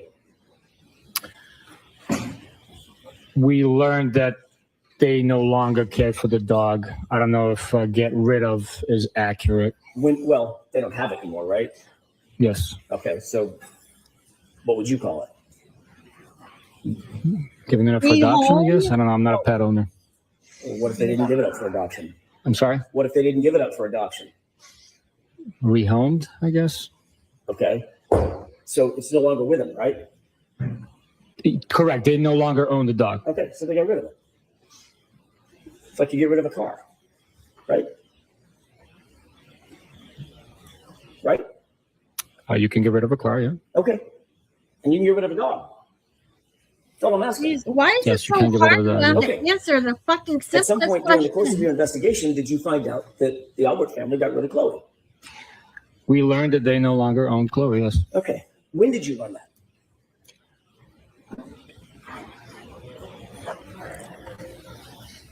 Look at the way he thinks about these questions. Watch his face. These ones that take him so long to answer is very telling by his I facial expression. cannot tell you exactly. I can tell you when we looked into it officially. When did you look into it officially?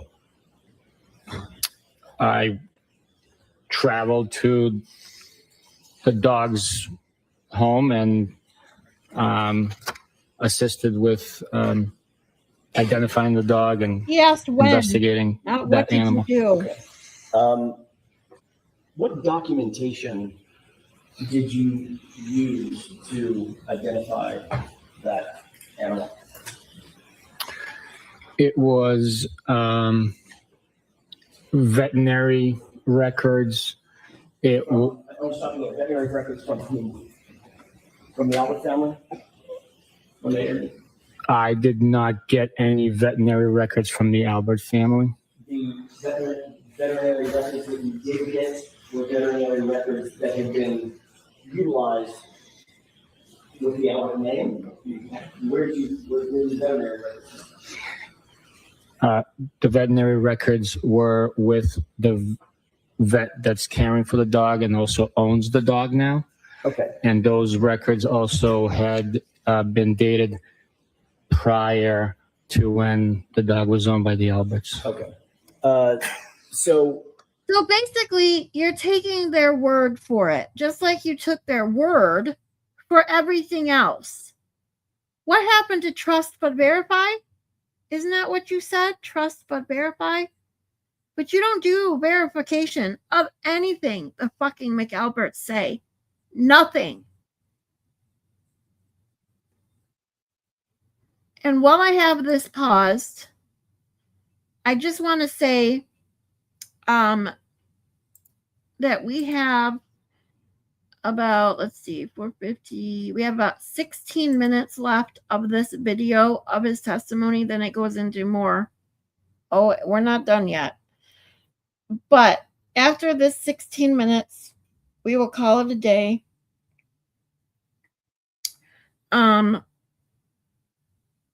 We'll be back tomorrow, hopefully, to finish Bukakee's testimony with another just under 3-hour video.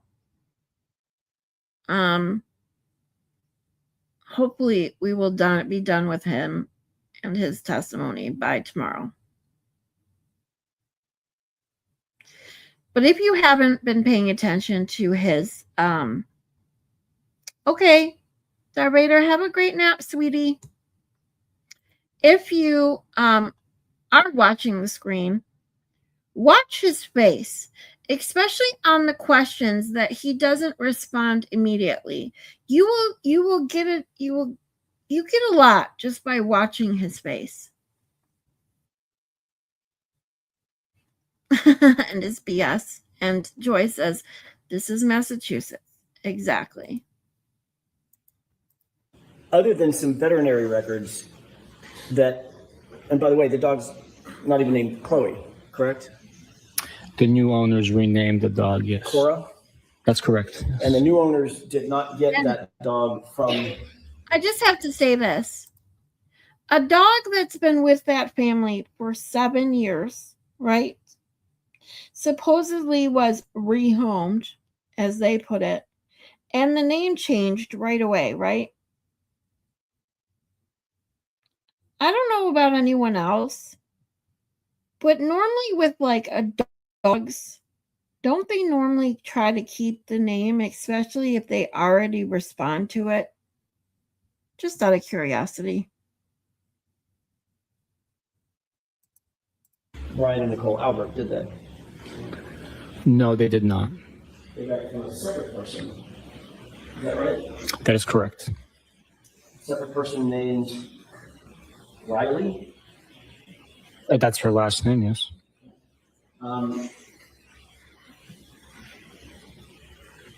And did this person Riley have any records showing purchase of Chloe or adoption of Chloe from the Elmers?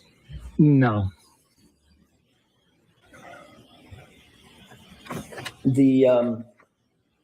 Again, no You did verification. write a report about the newest owner of this animal, this dog, correct? I documented my trip to the location and the steps I took and services I provided in the investigation. And in that report, you omitted the name of the new owner? I'm not sure. Did you omit the location of where you actually came in contact with this animal? You're going to have to show me my report. I don't remember.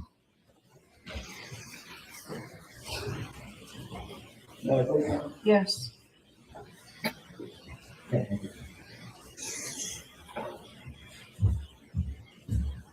It's funny how he remembers certain things with ease, and then this kind Okay. of stuff. I I don't apologize about remember. that. No problem. I'm the one slowing us down Show just me a a little bit. report. May I approach? Yes. Auntie Bab is getting cranky. Reviewing your report, refresh your recollections to whether or not the new owner's identifying information is in this report? It did. And is that information in the report? No, it is not. You've got, there are some veterinary records that you supplied along with your report, correct? Yes. That you gathered? I'm sorry, what was That you it? gathered along while you were doing? Yes. Yes. May I approach? Yes. Thank you. If you'll take a look at those 4 documents.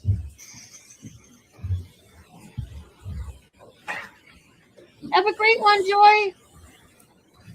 Do those appear to be the veterinary records that you gathered related to this animal?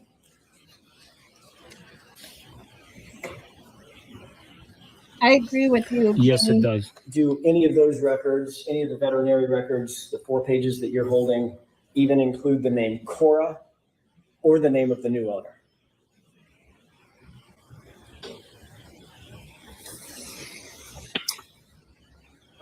I browsed through it, and no, it does not appear that Cora or the new owner are included in any of these 4 pages. May I approach? Yes.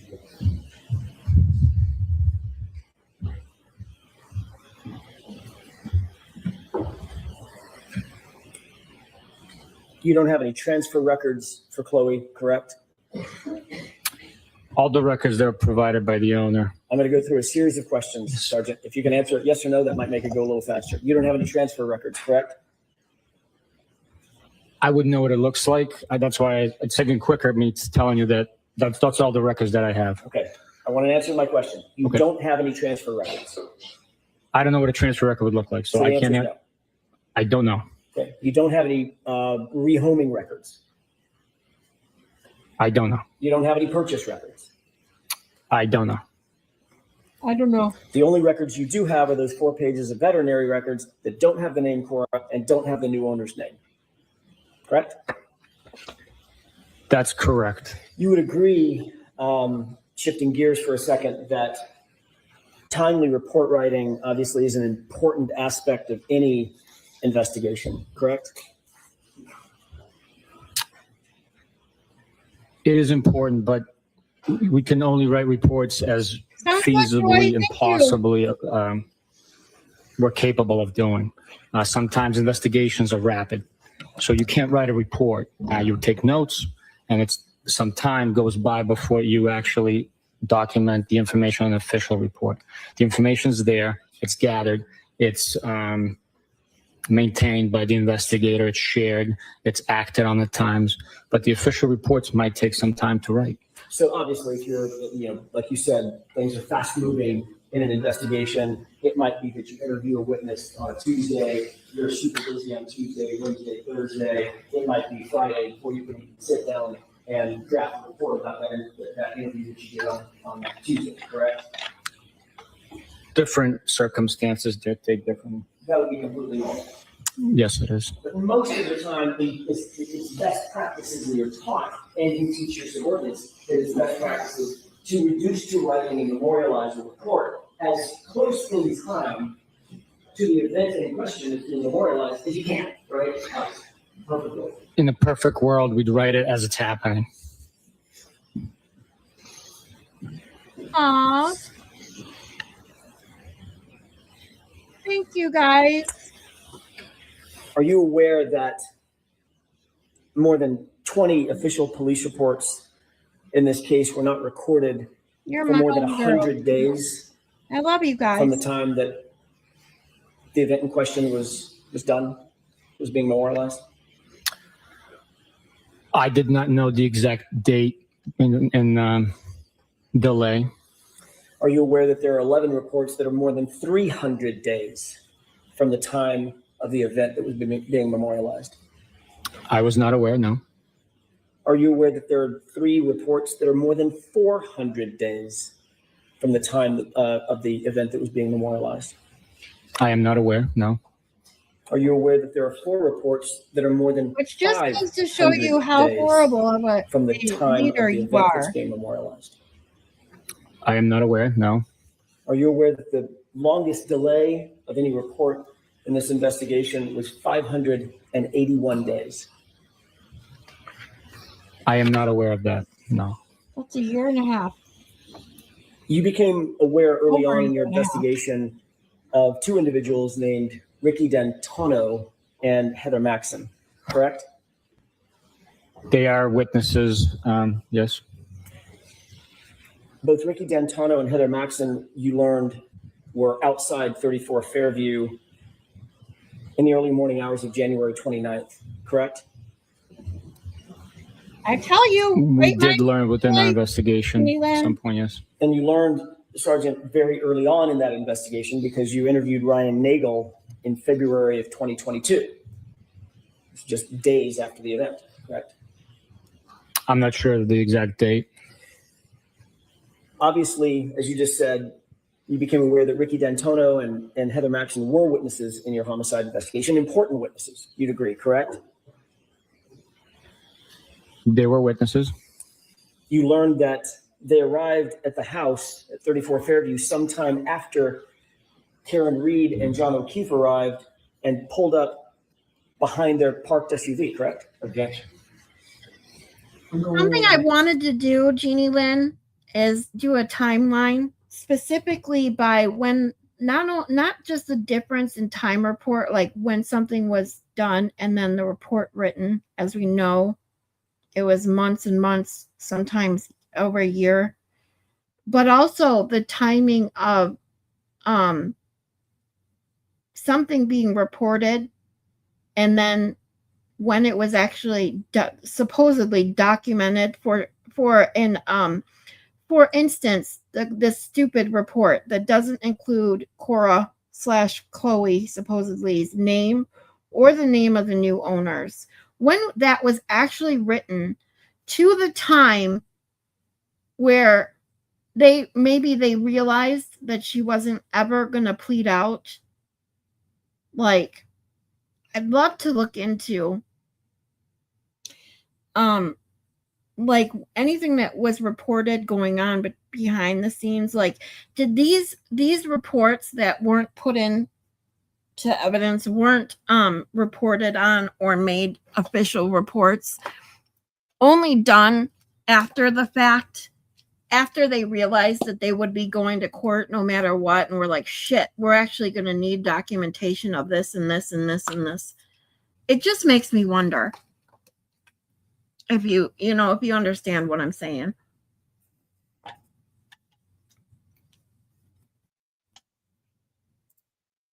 Can you repeat that, please? Sure, you learned that where they fit into the investigative puzzle is that they pulled up behind Karen Reed's SUV when Karen Reed and John O'Keefe arrived at 34 Fairview. They pulled up sometime after that and pulled up right behind them, correct? That's not correct. What is not correct about that? They arrived simultaneously. Karen Reed took a right onto Fairview. They yielded to them. and followed towards 34 Fairview, stopping at the driveway as Karen Reed proceeded further up. Did you listen to the testimony in this case up to this point? No. There's a sequestration order, correct? Correct? Yes, yes. So you can't listen to the testimony of witnesses, eyewitnesses who are testifying in front of these jurors. Correct. Yes. You don't know how witnesses have testified from that witness box in front of these jurors, correct? I have no idea. Okay. So your information is that they pulled up simultaneously, correct? Is that what you just testified to? That's my memory from what the interview produced. You certainly knew that there were eyewitnesses remembers to that. the condition and the location of Miss Reed's SUV, correct? Yes, yes, from their interviews, yes. And you also are aware that they would have been in a position to see the occupants of Miss Reed's SUV as they were behind it and then pulled around it, correct? Objection. Sustained. Did you become aware that they were in a position behind the SUV and as they pull around it, they could still see the SUV? Objection. Sustained.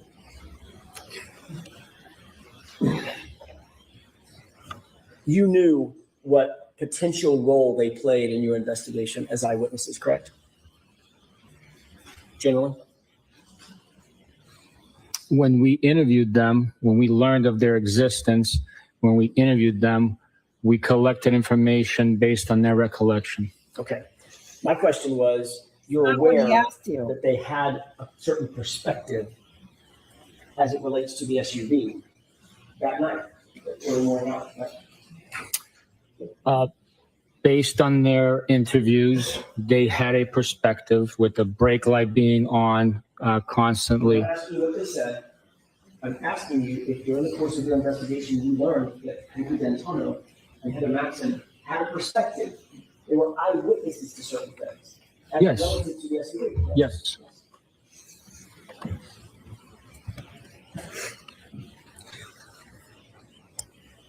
You instructed your subordinate, Michael Proctor, to interview those witnesses in August of 2022, correct? I'm not sure when they were interviewed. I don't have a memory of instructing him to go interview them. May I approach, Your Honor? Yes.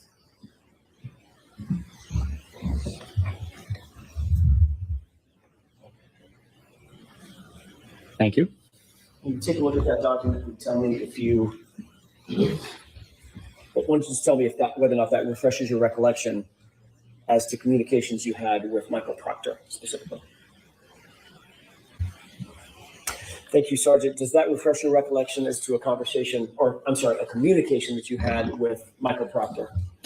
Unfortunately, it does not. I will take the document at face value. I do not have a memory of having these communications, but I will take the document if it's authentic and it is true and accurate that it took place. But I do not have a memory of sending these text messages. May I approach, Your Honor? Yes.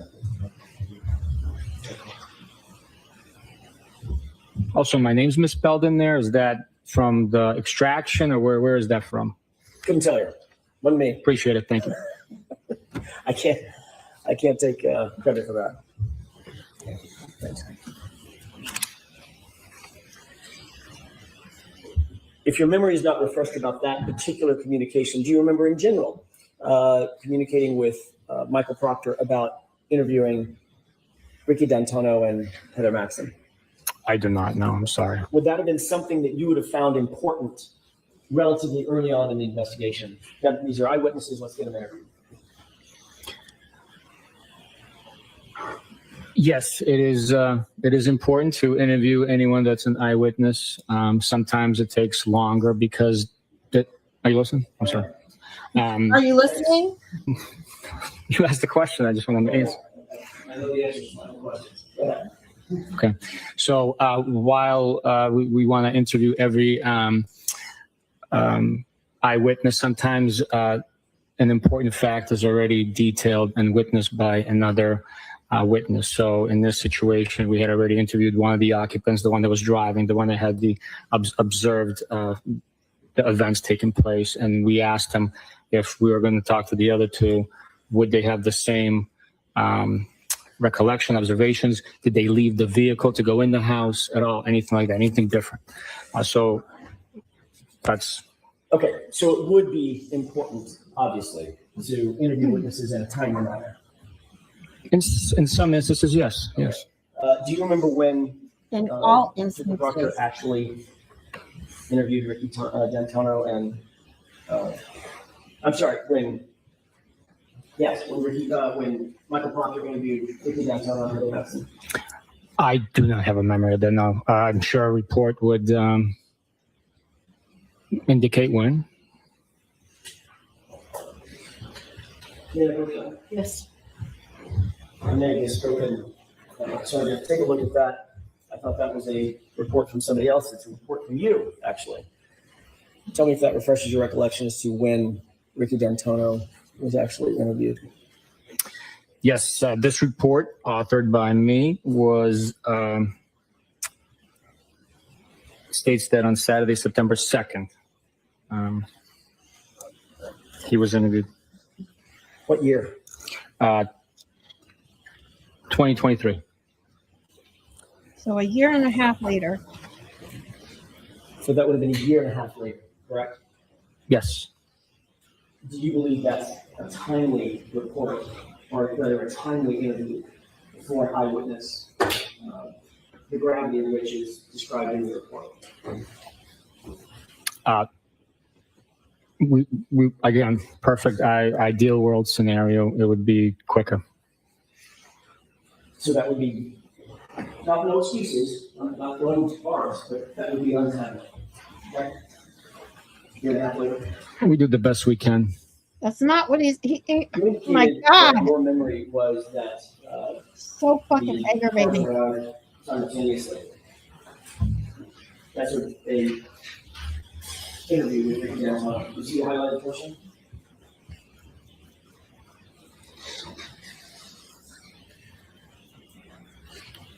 I see.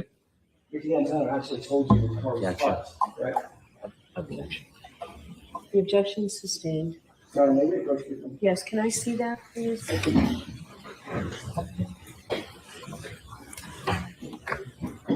May I, Your Honor? Yes. Thank you. Isn't it true that when you interviewed Ricky D'Antonio, he indicated that upon their arrival at the home, 3430, quote, a dark-colored SUV was parked in front of the home facing up towards Chapman Street. That's what he said, right? That's what the report indicates for Ricky's interview, yes. And in fact, you wrote this report based on Ricky's interview. I wrote that report, yes. Thank you.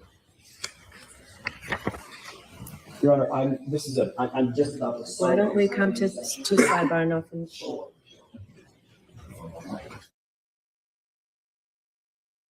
All right, guys.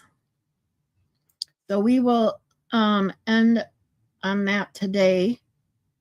Tomorrow will be the last two. I think it's just under, it's over 3 hours. So, well, I thought it was under 3 hours. My bad. So tomorrow, tomorrow we can get back into cross and then redirect probably around 1 o'clock. Maybe we might get started a little early tomorrow, might do around noon, depending on how tired I am in the morning. So I hope to see you all there if you can make it. I was invited on Angie M's chat or show tonight. I told her I should be able to join. I'm hoping that I will. I do work tonight at midnight, so as long as I am not extremely tired, I hope to join her this evening. So please go there as well. And then I also have a psych night / not sure, it might be daytime for the weekend coming up as well. So stay tuned for that. But I love you too, Jeannie Lynn. Thank you so much for being here. Anyone on replay, thank you for the watch. Please hit the like button, and I will see you all in the chats. Have a great Friday, everyone. Love you. Bye.